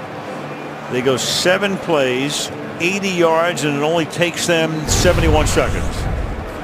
Yeah, really the protection's the key. They came up, and it's the first time really that we've seen them just rush 3 guys. Brady smart enough to understand that when he got that coverage, he could sit, hold the ball, survey it a little bit, and then just get it up in the air. And I tell you, this Gronkowski, he makes some absolutely brilliant catches. He is just something. He dropped a couple of one of the final drive last week, but then ended up what looked like the game winner. Of course, didn't work out that way because Eli pulled his Super Bowl-like drive at the end of that game. The involvement of that Patriot passing attack, of course, Moss was there, and Randy gave them a different threat all the way down the field, the bomb and all of that. They don't have anybody really like that, even though Welker's having a phenomenal year in terms of catches and yardage. But the 2 tight ends, Gronkowski and Hernandez, and then Ocho Cinco got into the act finally tonight, but it's a completely different style of attack than they had with Moss. And what's happening is that the field is shrinking. Like the Jets are doing tonight, they're coming down, they're playing bump and run coverage, man-to-man everywhere. And really what's separating this team are these 2 tight ends. Hernandez and Gronkowski, their ability and the mismatches that they have against safeties has really been the only thing that's created the big plays. New England's going to take a timeout before the kickoff. You want to make sure they don't kick the ball to McKnight, I would think. Gronkowski and Hernandez, there it is. 12 touchdowns, catches, yards, TDs by tight ends on any NFL team this season. So a dual threat there. You got Welker, you got Branch, you got Ocho Cinco, but you know Brady's had to kind of change it up. And Tom, when you look at it, and having a great year up until the past couple of weeks in the minds of many, he's averaging more yards per pass than at any point at this point in the season in his career. You know, it's interesting that Gronkowski and Hernandez are the same class. They were in high school, battled for all the All-American honors. In college, the same thing. Gronkowski said the first thing that I said to Hernandez when I got here is, "I've always hated you." He said, "Oh, me too." Mutual distrust. That's a line drive fielded up at the 19-yard line by Josh Baker, special teams guy and a backup tight end. And you've got 5 seconds left in the half. No. Shoeless Josh Baker, at least one shoe off. Well, Vince Wilfork after his flag, he's a little happier now. Right. It's hard to keep him from smiling too long, though. That's a happy guy. Leader of the fraternity of nose tackles. He, Casey Hampton. They'd be 1-2. Yes, Yoni Baruha. And a kneel down by Sanchez. So a flat end of the half for the Jets, who had taken the lead after the safety and the touchdown drive. Pats get the second half kickoff. New England leading by 4 at halftime. Coming up next, the Toyota halftime show. We go to the second half with New England on top by a score of 13-9. You can follow your favorite team all season long. Go to iTunes.com/NFL. MetLife Stadium, East Rutherford, New Jersey. Al Michaels, Chris Collinsworth, and Michelle Tafoya. The Patriots deferred. They won the toss at the beginning of the game, thus they'll get the ball to start the third quarter. And Nick Folk sends this one a couple of yards into the end zone where Danny Woodhead's going to come out with it. And a one-time Jet brings the ball back out to the 21, and we go to Michelle. Al, I just spoke with Rex Ryan, and to say he was livid would be putting it mildly. I asked him about the timeout they called on their last scoring drive, and he said it was, quote, the stupidest thing in football history. As for his defense on the Patriots scoring drive, he said they couldn't make a play. That's it. That's all I've got. As for Bill Belichick, he remains concerned about his defensive backfield. The update on Devin McCourty is that he's still questionable with the shoulder. All right, thank you, Michelle, and we'll take a look at the ball. We move back to the 10-yard line on the holding call against the Patriots. Sanchez stays warm. Stupidest play in football history. Well, a bit of an overstatement, but it tells you what Rex thought about that. It cost him. Yes, it did. You could see it happening when it happened. Ridley and Jarvis Green Ellis, the running back, and he takes the ball out to the 10-yard line. The Patriots, meanwhile, coming into this stadium and before that the old Meadowlands, outscored 31-0 in the second half the last two times they've been in New Jersey to face them. Again, the standings, New England and the Jets each 5-3.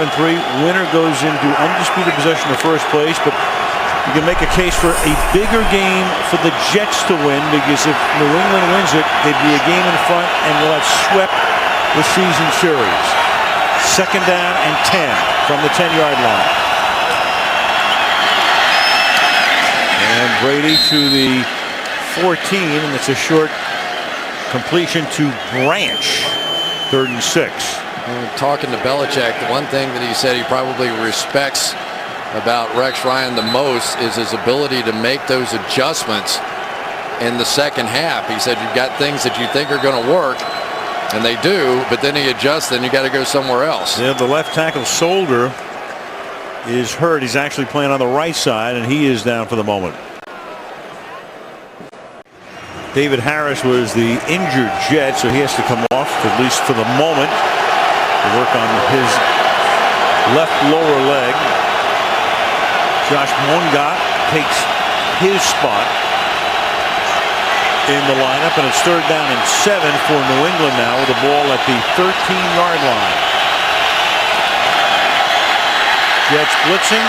Brady fields it, throws, and it's incomplete for Gronkowski. Had to get rid of it in a hurry. Back shoulder, incomplete, 4th down.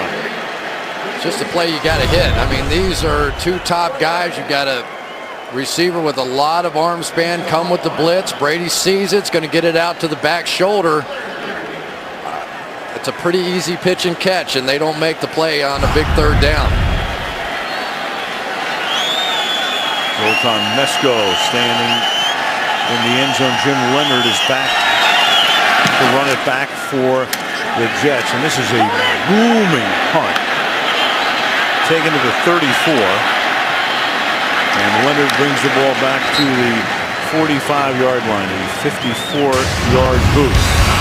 My opinion, the MVP of this offense, Nick Mangold, having him back at center. We saw what this offense looked like without him, but the ability to go get the double team and then get up on the next level, and of course the pass protection here working against Kyle Love, and again in slide protection, able to reach around. Simply unable to do that in the first matchup between these two teams because of that bad ankle. Pretty good draft in 06. They get Mangold and Ferguson, each in the first round. Ferguson 1A and Mangold was 1B. First down from the 45-yard line. Tomlinson starts as the running back in the 3rd quarter. And that pass is incomplete to the outside. Holmes nearest to it. It'll be 2nd down and 10. I'm not sure Santonio Holmes got the kill call. And what they do is they call a run play and a pass play in the huddle, probably the run play first. You saw Sanchez go kill. That means the pass play is on, and watch Holmes go down the field like he had no idea that it was a pass play. 2nd down and 10. Sean Green back in as the running back. Play action. Underneath. Drop. Green. That'll make it 3rd down and 10. Sanchez tonight 10 for 18 for 137. You know, it's really interesting, Al, that this game is kind of boiling down to, can the Jets throw it? Can the Patriots run it? And the answer has been, at times, for both, at least better for Sanchez throwing it occasionally than it has been for the Patriots running the ball. They have had no success with that. Well, the Patriots, 9 rushes for 11 yards. So nothing happening there. Sanchez on third down now, and the pass is incomplete, and there is no laundry intended for Burris. Kyle Arrington with the coverage, and it's a very fast 3-and-out for the Jets. Kyle Arrington, special team star of the past, now getting his opportunity at corner.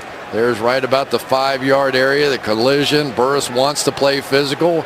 Arrington is known for his physical play, and referees letting them play.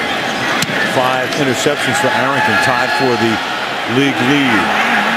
And that punt by Conley will bound into the end zone. Patriots will get the ball at the 20 with 12:57 left in the third. New England up by 4. From West Point, all 4,000 for Cadets eating together. From the 20-yard line, here's Ridley, and tonight the 4 Tuskegee Airmen, the 332nd Fighter Group of the U.S. Army, first African-American fighter pilots and air unit in the United States Armed Forces. World War II being honored tonight at MetLife Stadium, enjoying the game. Some kind of special men, aren't they? Boy. At the time being discriminated against and still fighting for their country. Talked to several of them. They could not be more proud of their country. David Harris back in the game. Number 52, the Jets linebacker. It's 2nd down and 7.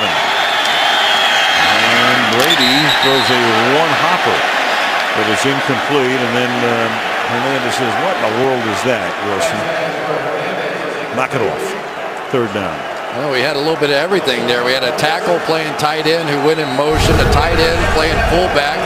Right here he's going to go in motion. Here's Aaron Hernandez playing fullback, and he's going to try and hit him in the flat. I think he got tripped on the way out. And it probably made Brady pull it down. 3rd down and 7.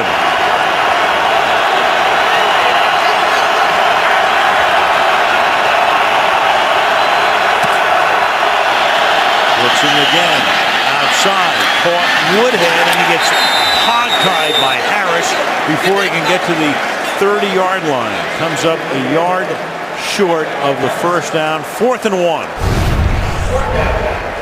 David Harris right here. They're trying to get a pick down on him and just get Woodhead in the flat. Make him come underneath. The ball was underthrown slightly, and it cost him the 1st down when Woodhead had to turn around and come back for it. Gave Harris just enough time to go make the play, and that was a big play in the game. Let's go second punt of the half, and McKnight's going to go back there to field this one for the Jets. So they put their stud run back guy in, and again a high booming kick. McKnight drops the ball at the 18-yard line, and it's still loose, and the Jets are able to, well, still not come up with it. At the 12-yard line, it looked like for certain they'd get it, but it's the Patriots who come up with the ball. Donald Strickland looked for all the world like he'd be able to come up with the ball at the 12-yard line and couldn't hold on. Joe McKnight, who some questions whether he would play in this game due to injury. He's had so many big plays on Sunday night, and how Strickland doesn't come up with that ball is absolutely anybody's guess.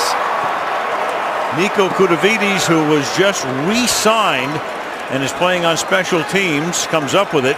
Meanwhile, Curley normally runs punts back for the Jets. That's only the 5th return for McKnight of a punt return. He's their kickoff man, of course.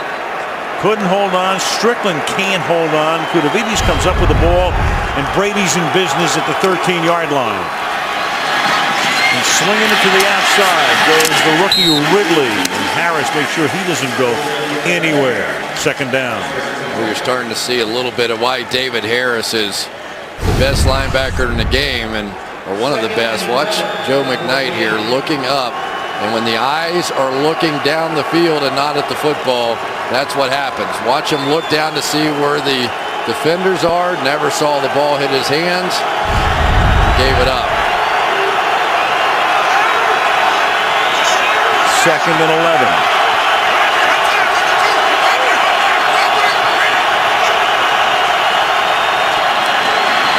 All-out blitz coming, and the pass is incomplete.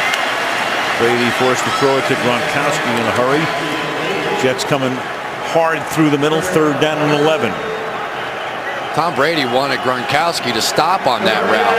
Gronkowski kept going up the field on the wheel route, and Brady said, just stop out there. You've got this. He's going to come up and down the field. He wanted him to stop right there, get the completion, and break a tackle. 3rd down, 11.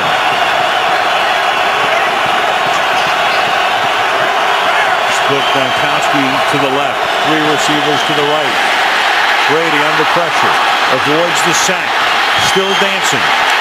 Rolling away. Picking up blocks. Throws. Flag down. For the moment, it's caught for a touchdown by Gronkowski. Flag down. One of the most brilliant plays I've seen Tom Brady make. If it stands. If it stands. Illegal contact. Defense. Number 36. Penalty is declined. Result of the play is a touchdown. And it will. The penalty is on Leonard. Brady looked like he's with a finalist for Dancing with the Stars here. This is Fran Tarkington here as he scrambles around, buys time, his eyes down the field the entire time. Brilliant throw. Let's see if the catch was made. Was it bobbled or not? Again, all scoring plays reviewed. Does he control it to the ground? Appears to. Has his hands underneath it. A touchdown. Yep. Wow, is that something by Tom Brady? What do they say about making big plays and big games is what big players do? There's the biggest. Will be reviewed. So the call from upstairs is for Steratore to take a look at it. We think it will stand.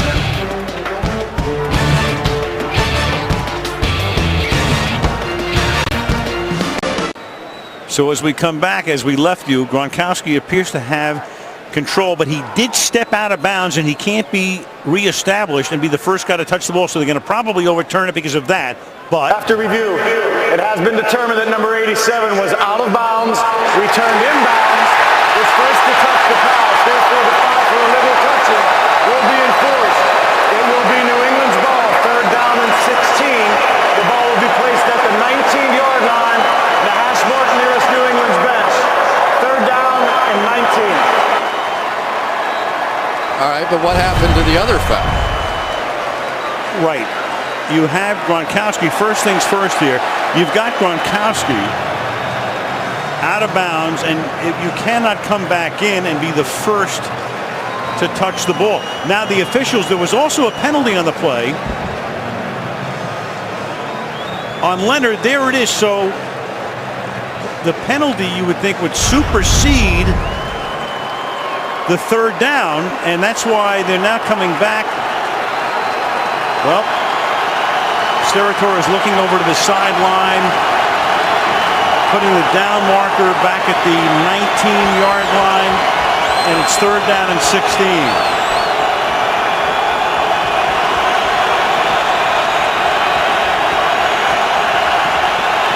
The penalty was, as we now know, pulled off because he was out of the pocket when he threw it.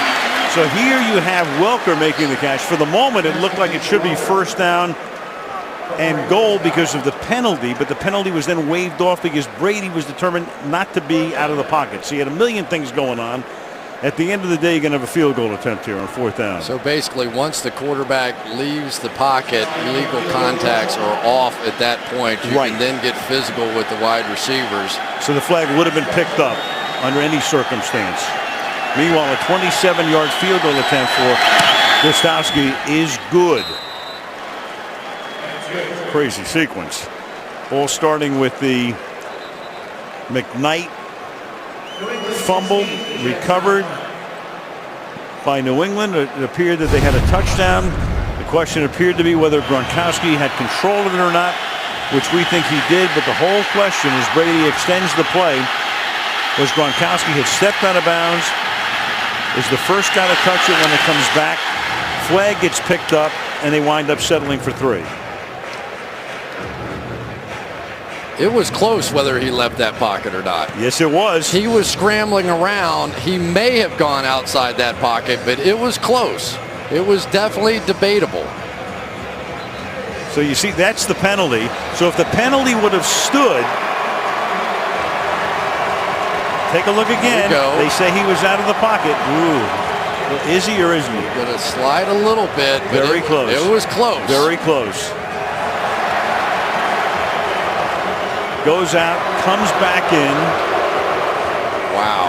A lot happening here. A lot of stuff. Now we'll get a good look at this.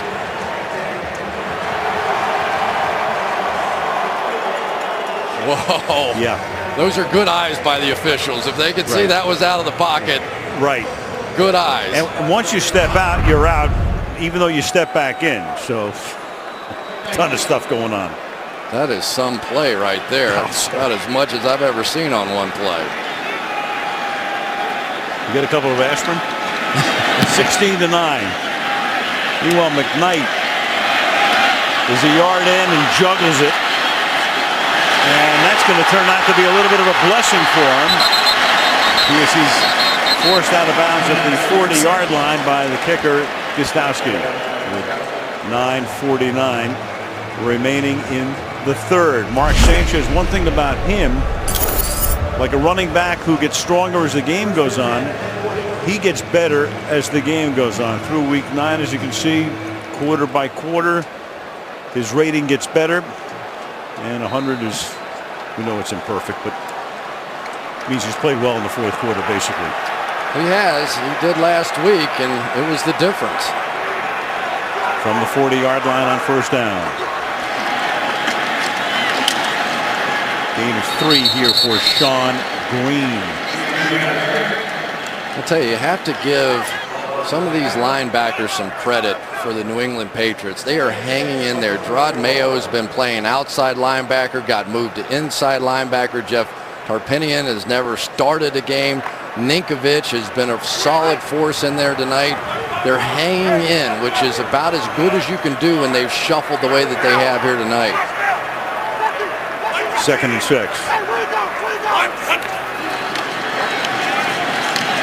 Green swinging to the outside and nothing happening. That is Ninkovich blowing the play up on the outside. And that will make it 3rd down and 7 after a loss of 1.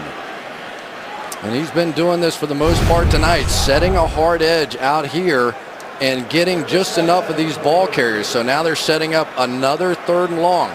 Mulligan missing another block there. He's missed several that have led to sacks and misses one there. 3rd and 7.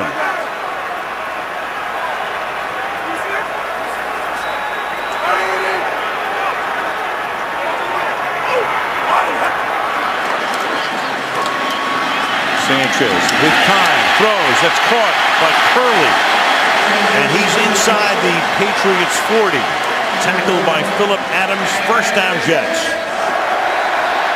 Well, Phillip Adams is the guy that's been on the hot seat so far tonight, right in here. One-on-one, this is tough. You've got a quick receiver in Curley, could break in, could break out, or could go down the middle. There is no position on the defensive field tougher than playing slot corner. Ball at the 37-yard line. 1st and 10. Sanchez, who turned 25 on Friday, throws that one behind, and then it's tipped and it's intercepted by Ninkovich. And so Ninkovich, who made a big play on the run by Green to the outside, is in the perfect spot for the interception, and the Jets turn the ball over again. That one was a triple tipper, if I saw it correctly. First of all, off the offensive player, Sean Green. Then it looked like Gerard Mayo had a shot at it, and then Ninkovich ends up with it. So those linebackers we were talking about, just came up with a huge play. There's one, there's two. Right. Had the service charge already included. Yahtzee. Big series for number 50. Ball at the 43-yard line. First down. Brady empties the backfield. Throws over the middle, and that's wide open for a gain of about 16 to Aaron Hernandez. Well, just a completely blown coverage that time on the part of the Jets. It's about the third or fourth one we've seen tonight, and now Brady's speeding it up again. No huddle, picking up the pace. Woodhead, he'll go to the 38-yard line. There's a lot of coordination that has to happen when you end up with 6, 7 defensive backs out there on the field. And what the Patriots are countering with is a lot of personnel. And because they have these 2 tight ends, they have the ability to use them anywhere on the field, essentially. Got him again. To the outside to Branch this time. To the 23-yard line. Real smart, I think, picking up the pace. The Jets are wheeling after the fumbled punt and then the interception back-to-back, and Brady has them back on their heels. Well, you can see they don't even get close to their coverage assignments.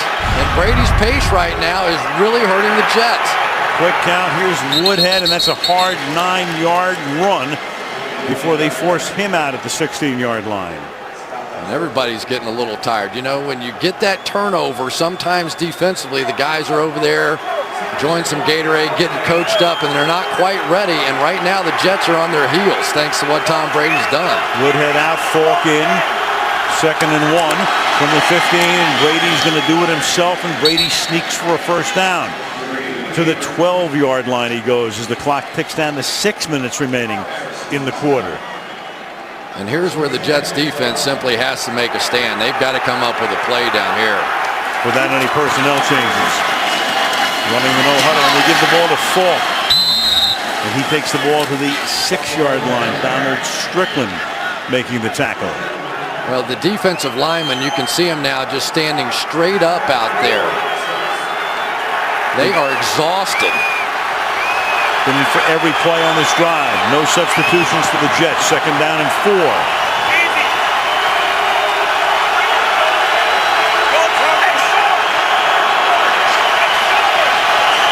They're in the Bears front. You heard Brady say easy. He's going to check to something, probably a run wide. Falk stuck. 5-yard line. Gain of 1. 3rd down and 3. Well, here it is. 16-9. Jets defense was dominated early, but now's when they need to play most. Again, no substitutions defensively, even though this time they do huddle. 3rd down and 3. Bring Woodhead back in, flanking Brady.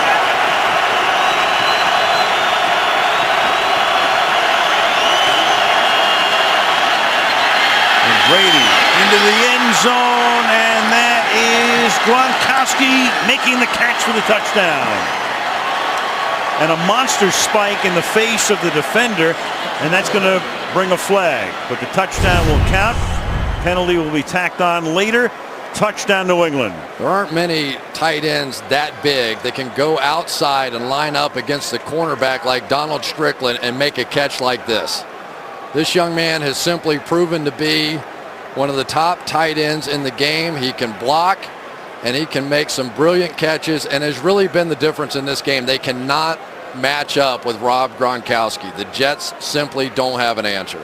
Right tackle Sebastian Vollmer is injured on the play. There was the spike by Gronkowski in Strickland's face, and the penalty for unsportsmanlike conduct, and that's the right tackle who's down, Vollmer.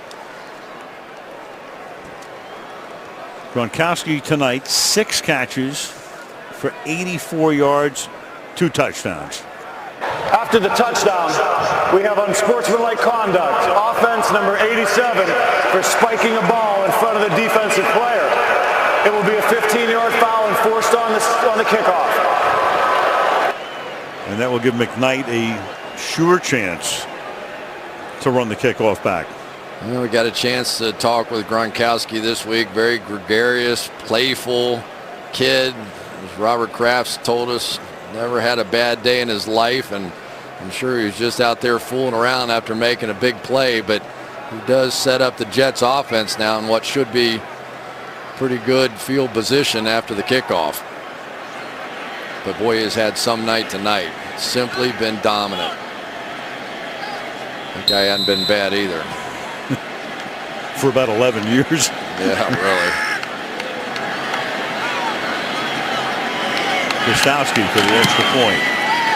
So those 2 turnovers by the Jets leading to 10 points, and New England up by 2 touchdowns third quarter. Right back in this stadium next Sunday night. The Philadelphia Eagles, the New York Giants. Eagles beaten by Arizona today. Only break they got was when the Giants lost in San Francisco. Giants 6-3, Eagles 3-6. We'll just leave all of our junk here. We got a lot of junk. Oh yeah, and come back next Sunday night. From here, Eagles, Giants on Sunday Night Football. Well, the game just changed now. It's going to fall more to Mark Sanchez. They're going to have to open it up, ground and pound, all that sort of stuff now has got to be loosened up a bit.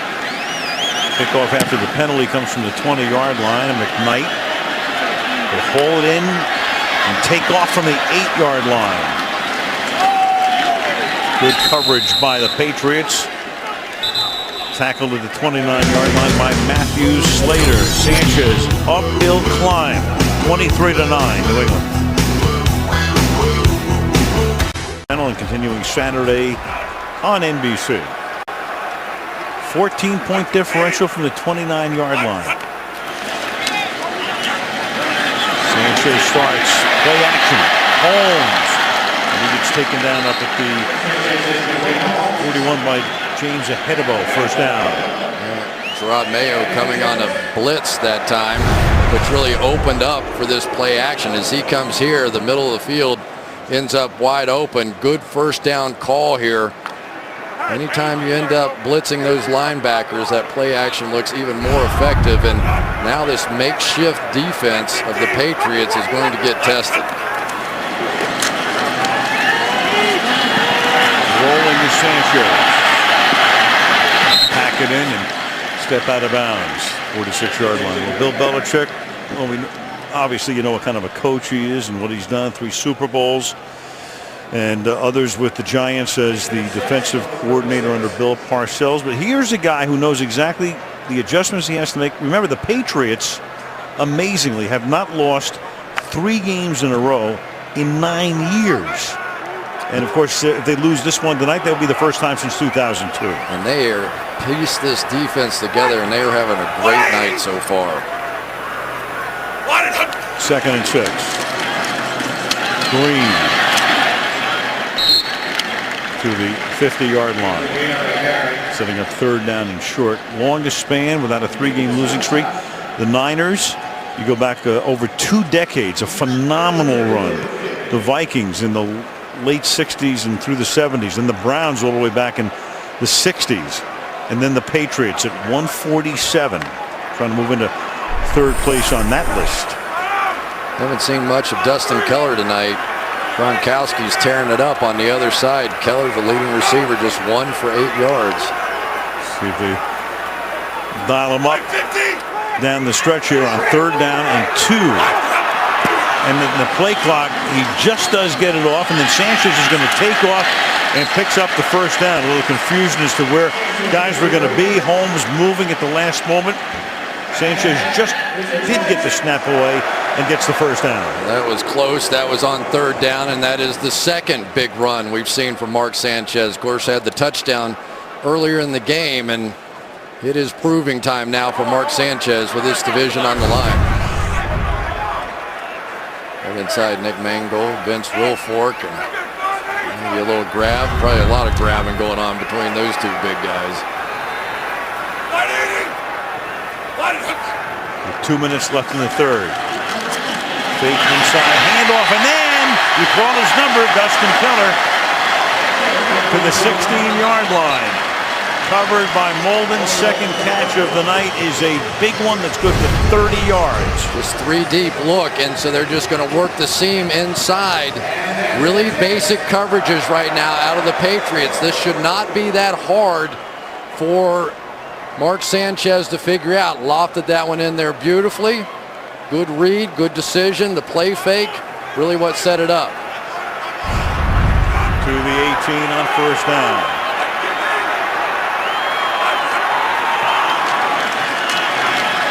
Pump fake into the end zone, and it's batted away. Burris was in the back corner, and Arrington is able to swat it away. Second down, Kyle Arrington. One of the problems that the Jets have had is with their protection right now, so they're taking almost everybody and helping with protection first. Dustin Keller just caught the pass. You've got your running back Sean Green not getting out in the route. Very limited options right now for Mark Sanchez because of the protection issues they had earlier. Burris left, Holmes right, and Keller in the slot. It's Curley now slot right for them on second down and 10. With 1:16 to play in the period, inside handoff, and they run the ball through the middle, and it's Green getting the ball to the 10-yard line, setting up a very big third down and 2 as we go down to the final minute of the third quarter.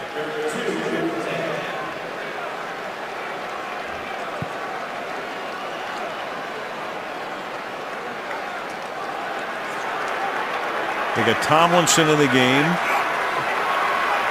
Sanchez will take the snap under center.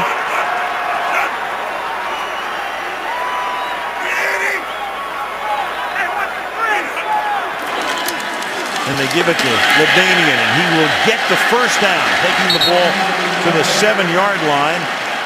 First down and goal. Just a little old-fashioned power football. Coming off to the right with the double team on Vince Wilfork. That's Slauson coming across. And somebody is down. And I think that's a Hedebo who is down. James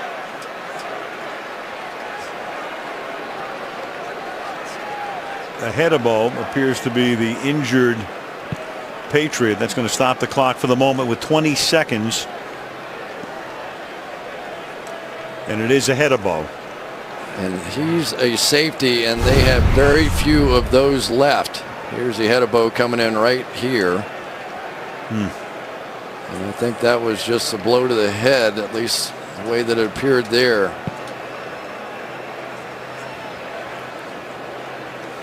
I've said it so many times in the past, but it's why the league's working so hard to bring those helmet first type of tackles and eliminate them from the game, because oftentimes you end up injuring yourself. There is Patrick Chung, one of the starting safeties who was inactive tonight.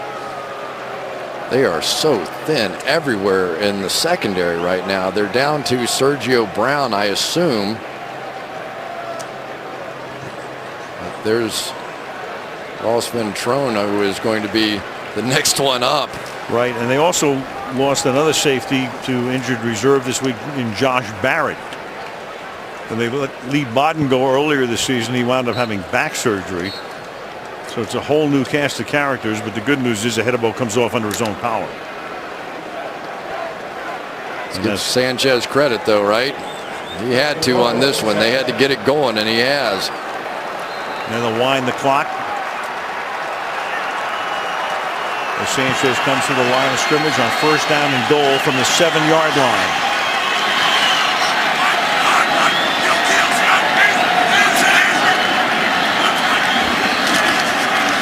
And a walk one for Holmes. Contact there. Everybody wants a flag. There is none.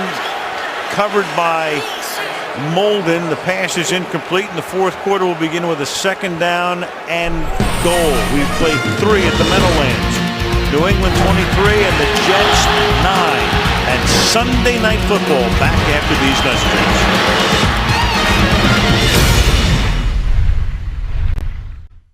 Aerial coverage tonight being brought to you by Geico as you look at the Empire State Building, about 8 miles as the helicopter flies across the river. Al Michaels, Chris Collinsworth, Michelle Tafoya start the fourth quarter. Second down and goal. Jets down by 14. And that's to Burris. Touchdown, Jets.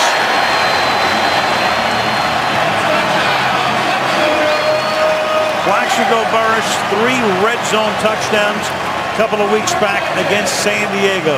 Such a threat from in close, and on second down and goal makes it a 1-possession game.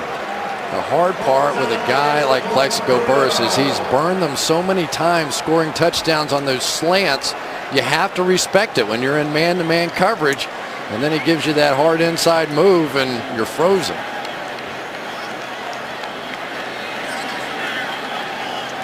This game is living up to it for me. This is one of those momentary delay here as they make sure upstairs every part of the play reviewable. I'll make sure Burris had possession before he wound up on the white. Yeah, and the key is he's going to the ground in the process of making the catch. All that, there's the knee down. The ball never bobbled. It's a touchdown. Confirmed. Steratore blows the whistle, and Nick Folk tries to make it a 7-point game, which he does 5 seconds into the fourth quarter. Burris into the end zone, and it's 23-16. They'll go over to his son and hand him the football. Little bit more special relationship perhaps than most. You know, Plaxico, we all know his story, and certainly time away from his son and trying to make the absolute best of it now, and he is dead serious about being a father at this point in his life. He's turned himself into a pretty good wide receiver for the New York Jets, especially down in the red zone. He has made a huge difference for Mark Sanchez on plays just like that. Takes a little bow. His team now within 7. In a vitally important game, as we say, to the Jets in particular. Obviously to the Patriots too. Obviously moves them into first place, but for the Jets, they'd be a game back. And again, you would have lost both ends of the season series, meaning you lose the tiebreaker. And for the Jets, it's about not only going to the playoffs, but at least trying to get a game, at least one in this stadium. They played 6 in the last 2 years under Ryan, all on the road. Winning 4, but losing those 2 AFC championship games. And you know, for the Jets, there's always that team. You know what I mean? Now, there's that team that you've got to get over the hump. They did get the playoff win against them, but they want the division title. They want an easier path. They want home playoff games. Got to make the comeback here to do that. A lot of teams have that team. We saw it last week. Woodhead's going to run it back, but only out to the 16-yard line. Tom Brady, we see everything out of him tonight. Of course, plenty of finesse. He's going to have to drop one in on this one. Beautifully thrown ball. Great catch by Gronkowski, and then you get the bullet. Tight quarters, tight coverage. Beautiful throw, beautiful catch. Gronkowski, that matchup has been the one that the Jets have been unable to solve so far. 2 touchdowns for him. Vollmer, who was hurt on the touchdown play, the right tackle, is back in the game. Ball at the 16-yard line. And Brady with a shoulder shake, and then a monster hit by Donald Strickland put on Welker. And Welker's going to shake those cobwebs out and get back up. Well, let's see what this hit looked like. Oof. Well, is that helmet to helmet? I don't know.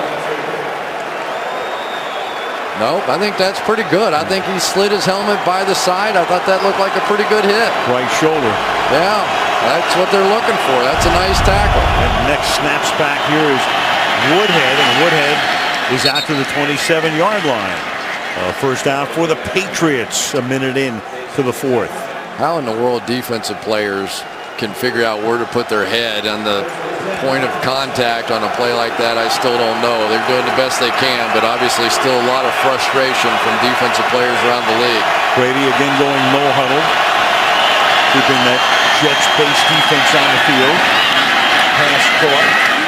Hernandez gets the ball out to the 35-yard line. Brady coming up to the line again, keeping the Jet reserves or the rotating guys on the sideline. 2nd down and 2. Still going after Eric Smith in man coverage.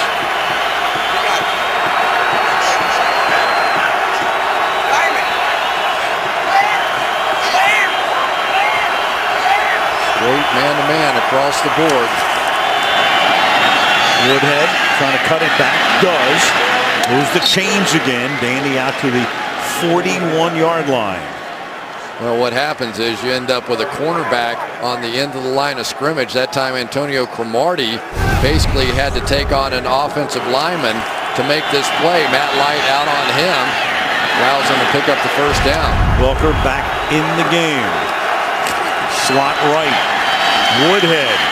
And now they're picking up some good yardage on the ground. Woodhead out to the 47-yard line. Tackled there by Harris. That's a gain of 7. It'll be 2nd down and 3. Now you're getting the matchups because you have so many small guys in. Now you get guys like Gronkowski out on a defensive back and Donald Strickland and taking him straight backwards. So Brady not letting these smaller guys get off the field and running the ball. 2nd down and 3. The Jets that time are going to make some switches. A pass is caught by Branch. And Branch running back toward the middle of the 40-yard line. The only reason the Jets were even able to get the other guys back in is because the play was at midfield right in front of their bench. You go to either end and forget about it. Well, that's exactly right. And that time they try to sub back in with Bart Scott, the linebacker. So now Brady goes back to the pass. From the 39-yard line. Still linebackers in, and David Harris had his hands on his knees. He was exhausted. 1st and 10, 39. Brady going no huddle in the 2nd half. With a lot of success. Falk is the back. Give it to Falk, who got hurt here last year, had a knee, missed the rest of the year, and then just rejoined the team a couple of weeks ago. But you know, when you can bring a guy like Gronkowski, flank him out and throw a slant on one play and then bring him back inside and block a linebacker, that combination is hard to figure out how to defend. 2nd and 8. Brady caught 25-yard line. That man again, Gronkowski. The great Gronkowski, tackled by Smith. Yeah, and there's really nothing too fancy about any of this stuff. He's just sort of throwing it in the air and working against these safeties down the field. There's just nothing that Eric Smith can do about it when it's thrown up there. 7 catches for Gronkowski. 2 touchdowns, 95 yards. The ball to 24.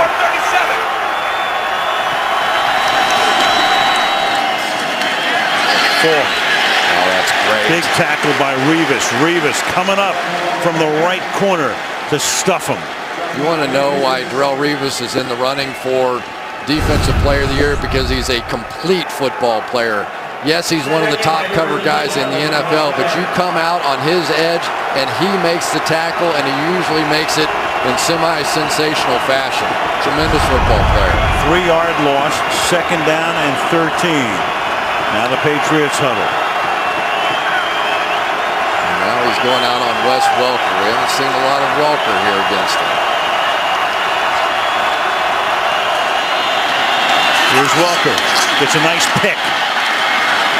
And to the 19-yard line he goes, setting up a 3rd down. Gronkowski through the block to help spring him. Yeah, and this bunch formation is forcing Revis to back off here. So now when those 3 guys are up, they're afraid of all getting picked. And so once he backs off, now Brady says, okay, let's throw the quick screen out there. Big 3rd and 5. Short 5, long 4, you call it. I call it Gronkowski. At the 18-yard line, and now Brady says to Sterator, before he takes a timeout, I'm going to run the clock down as far as I can. Timeout, New England. Pats up by 7. Times Square providing the backdrop. A reminder that Wednesday you can watch Up All Night right here on NBC at 8 o'clock Eastern and Pacific, 7 Central and Mountain. 3rd down and 4 after the Patriot timeout. Bunch 3 receivers to the left.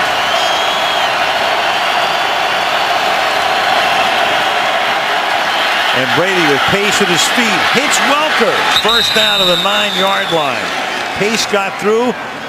Just about ready to sack him. Brady gets the pass away. 1st down. They have been all over the feet of Tom Brady. They have almost had him several times. He's made more plays tonight escaping than I've seen him in maybe any game ever. No huddle, quick count. Woodhead to the 8-yard line. Tackled by Scott. 2nd down and goal. We've got an offensive lineman, looks like Logan Mankins, slow to get up here. But for Mark Sanchez, the worst thing in the world is when you get a drive going, you have success, you're running down the field, and all of a sudden now you're sitting and watching. And this Patriots defense that is makeshift at best right now is getting protected. Ticking down to 8 minutes left. Walker on a wing to the right side. Touch over the middle. The pass goes to the outside and it's caught by Branch. Spin around, touchdown. Deion Branch. 13 plays, 84 yards, almost all no huddle. Took 1 timeout along the way. Brady has been magnificent in the 2nd half. Well, that bunch formation to the right is just giving them nightmares. Now they're having to overload that way. Ends up single coverage on the backside with Deion Branch, and that's just too much to ask of Kyle Wilson. Brady with 11 straight completions now. That was a thing of beauty. That was quarterback play at its absolute finest in the NFL. Every time they went small, he ran the football. When they went big, just the opposite. Tom Brady, a little bit of a chess match here, trying to make it checkmate. 30-16. Beautiful night. Temperature at game time 58 degrees. What a night for Brady, keeping his foot on the pedal. Gee. Well, whatever. Hey. Pats by 14, and that kickoff is 9 yards deep. McKnight will down it there. 8:04 left in the 4th. Battle for first place in the AFC East. Tom Brady, a magnificent 2nd half, 312 for the game, 3 touchdowns and no picks, and there are Sanchez's numbers on the other side with Mark going to work from the 20-yard line. Down once again by 14.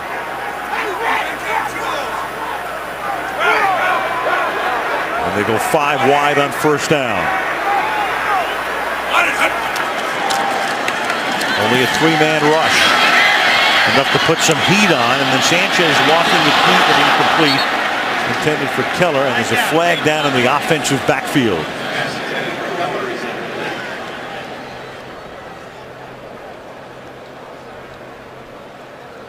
Hands to the face here.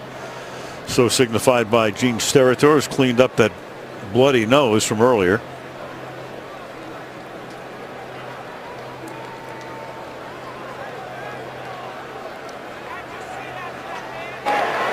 Illegal use of the hands of the face, offense, number 78, 10-yard penalty, replay, 1st down. Wayne Hunter, the right tackle. Now, I can only say that I would take a page at this point out of Tom Brady's playbook. You have such inexperience now in the secondary. Use a lot of shifts, a lot of motions on offense, and snap the ball quickly. Let them see if they can make these calls and the adjustments the same way that you're struggling on defense, because they've had to make so many changes back there. We'll see what Sanchez does. If he does indeed do that on 1st and 20. Again, just 3 guys rush, and then Tomlinson couldn't hold on to it. Trying to look upfield, 2nd and 20. Here's Michelle. Al, Patriot safety James Ahedebo, he took a hit earlier in the half, came to the sideline. The trainers looked at his left hand and shoulder, testing the strength of the grip in that left hand. They put some ointment on the top of his shoulder. He's got, obviously, his helmet back on, and he's in. Meanwhile, Jets wide receiver Patrick Turner, Al, is out with a kidney injury. Well, Turner was the guy who caught his first pass of the season, Michelle, for 22 yards earlier. So he's out. Second down and 20. The ball is at the 10-yard line. Again, the Patriots were just 3 guys looking as if they'll rush. Did they bring anybody else? Nope. 8 back. Pass is intercepted at the 10 by Ninkovich. Another big play and a huge night for Ninkovich. And the New England Patriots with that 2-game losing streak, and that is one of the best plays you're going to see. Watch what happens here. Ninkovich is going to come over and knock down. Oh, that was the other way around. It was Tracy White that knocked down that receiver, and then Ninkovich comes in behind. Here he is on the outside. They knock down Keller, and then Ninkovich reads it and effectively ends it. This has been some game by these linebackers, by this secondary, by these guys that have come off the bench, and they have simply gotten it done in a championship moment.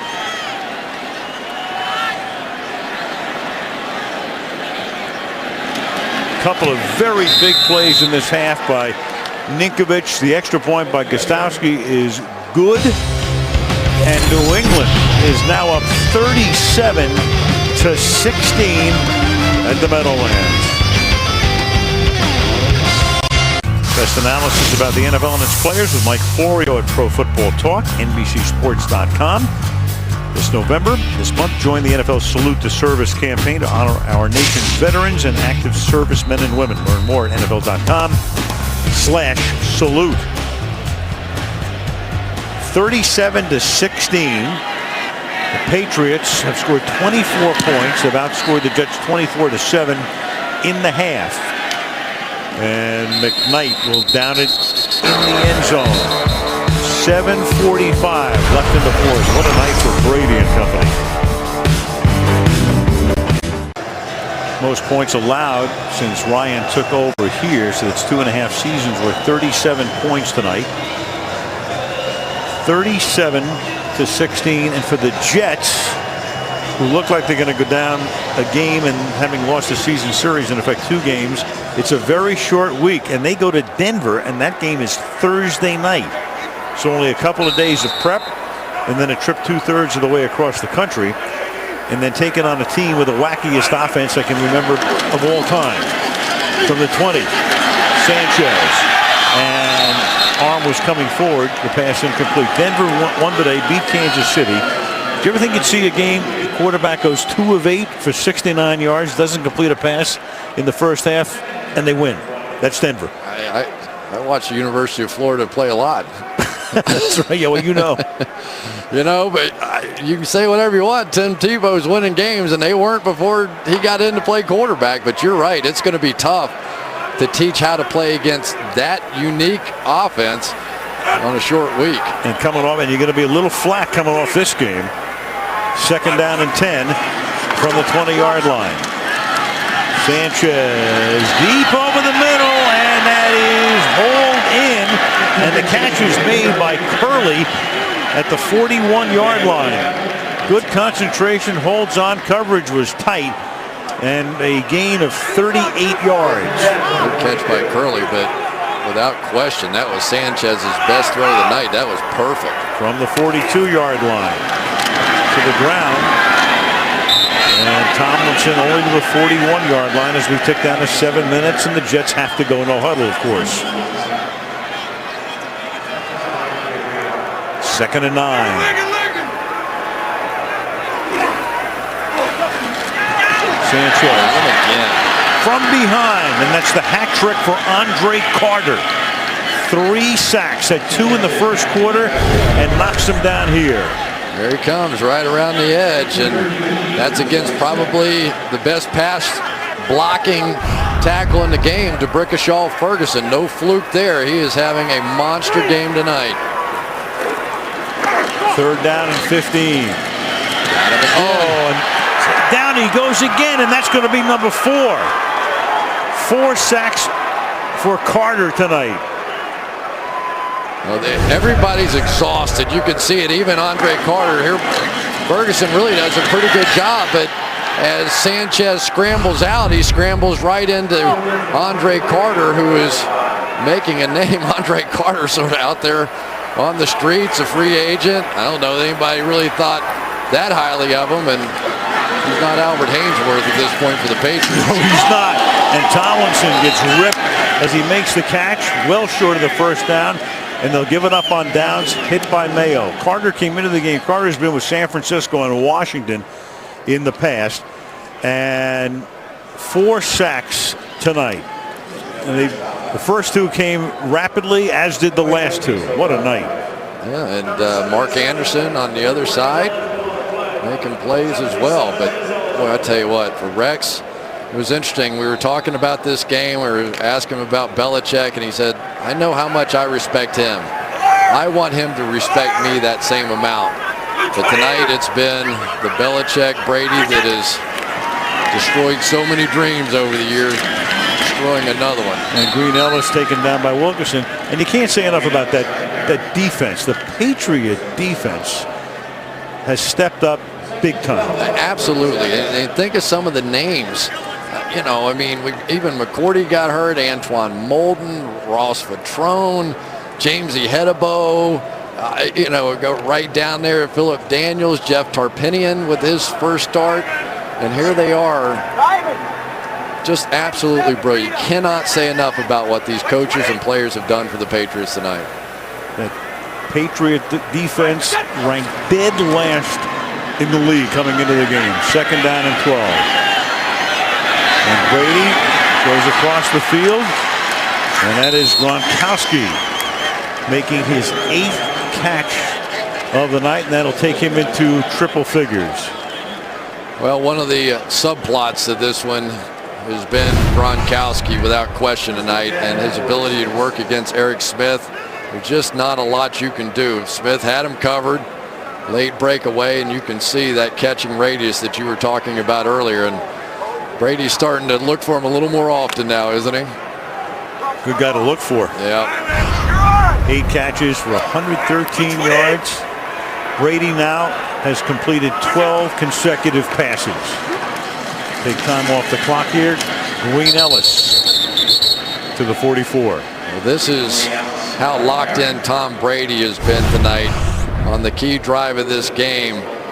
Here he goes, going to look right, going to look left, going to look back right, going to throw it left for a first down, convert that 3rd down, big play. All this happening while Calvin Pace was at his feet clawing around. Watch Tom here. You're going to kind of walk around and go, finally look back after he sees he's got the first down. What was that at my feet?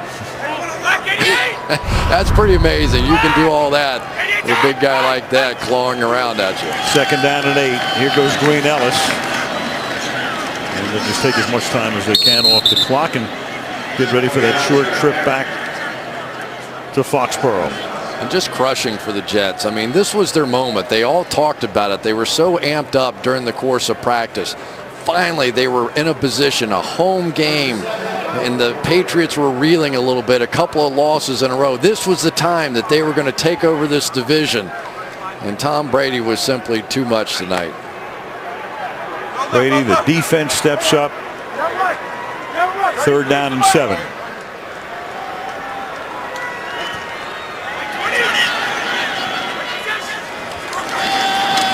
Inside handoff, and that one goes to Woodhead.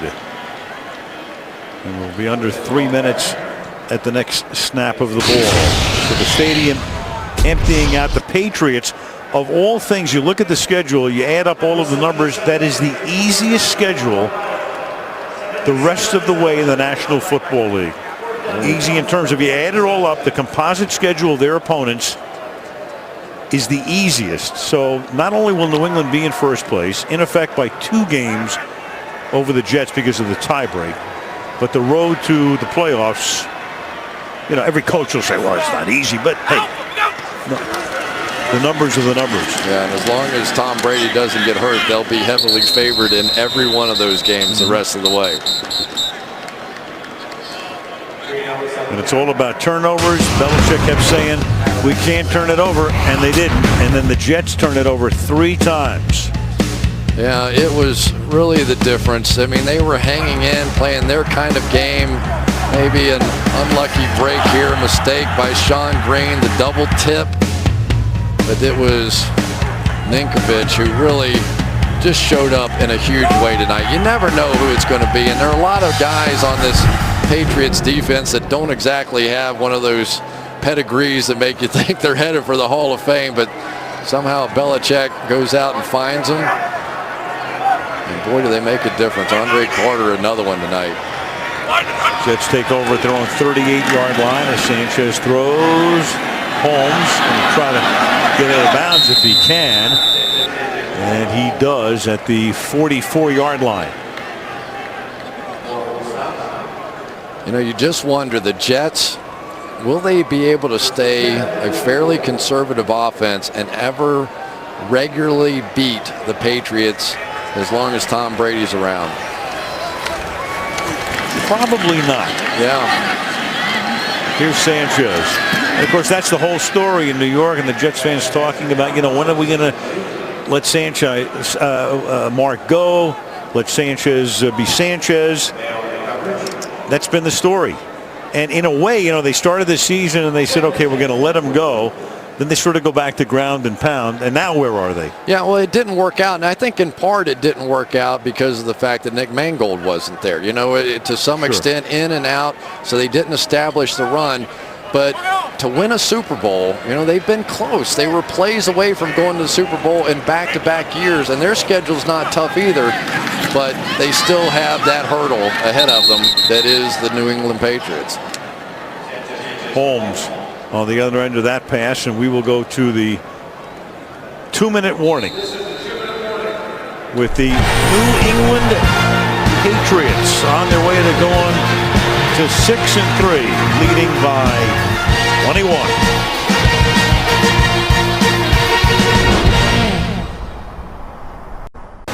Right in this ballpark a week from tonight. Coming up after the game, Wendy's post-game report. Michelle from the field, stars of the game, Bob, Tony, and Mike wrap up the game. Chris and I will take a look ahead to the Eagles and the Gents next week, coming up right after the game. Andre Carter, they gave him an extra half sack. Originally, Mark Anderson was given a sack. Now he shares that with Carter, so that's 4.5 sacks, a Patriot record tonight for Andre Carter.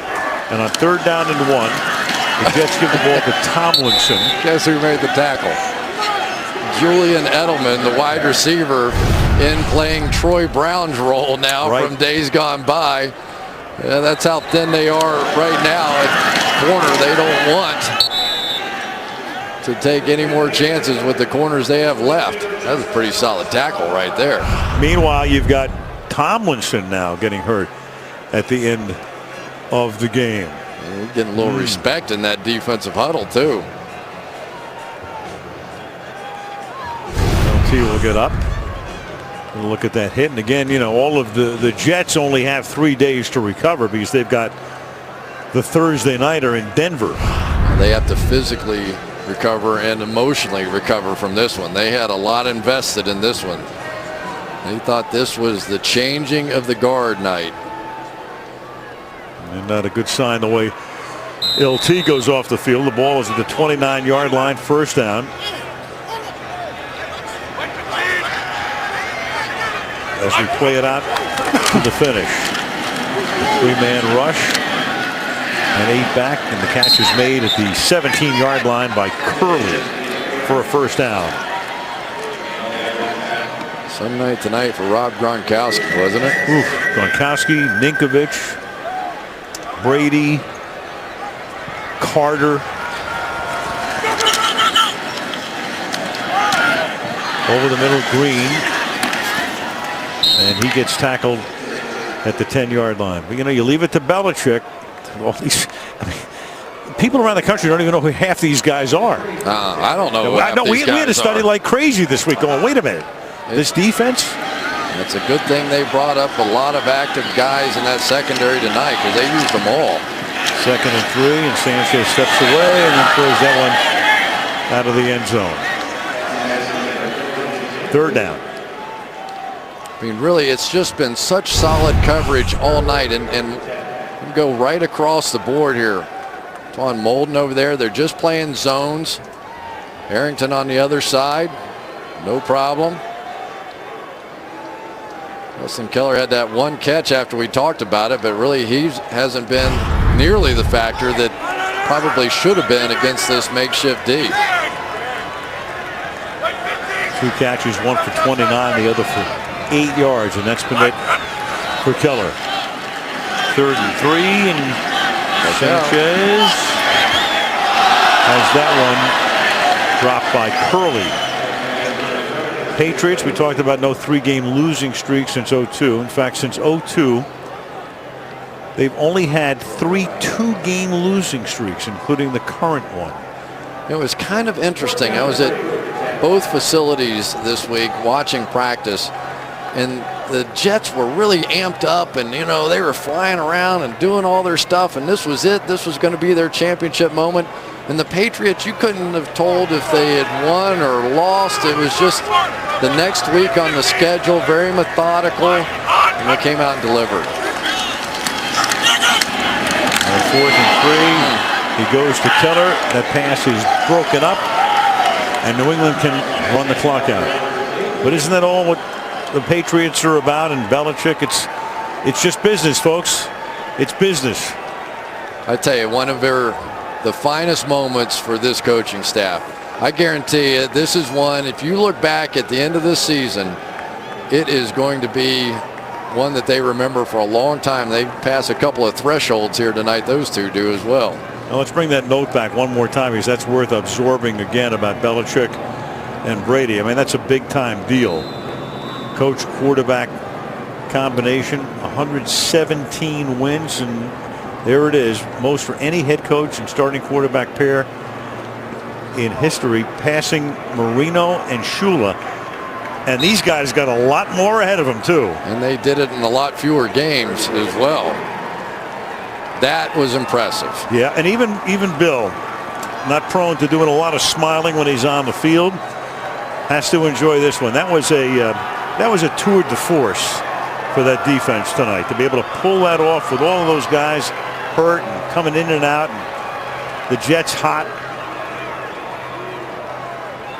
And for Rex Ryan, it's well, he's got to look ahead now to not that you're going to throw the division away in the middle of November, but they're looking at a wild card again, if that. Wendy's post-game report coming right up after the Patriots beat the Jets 37-16.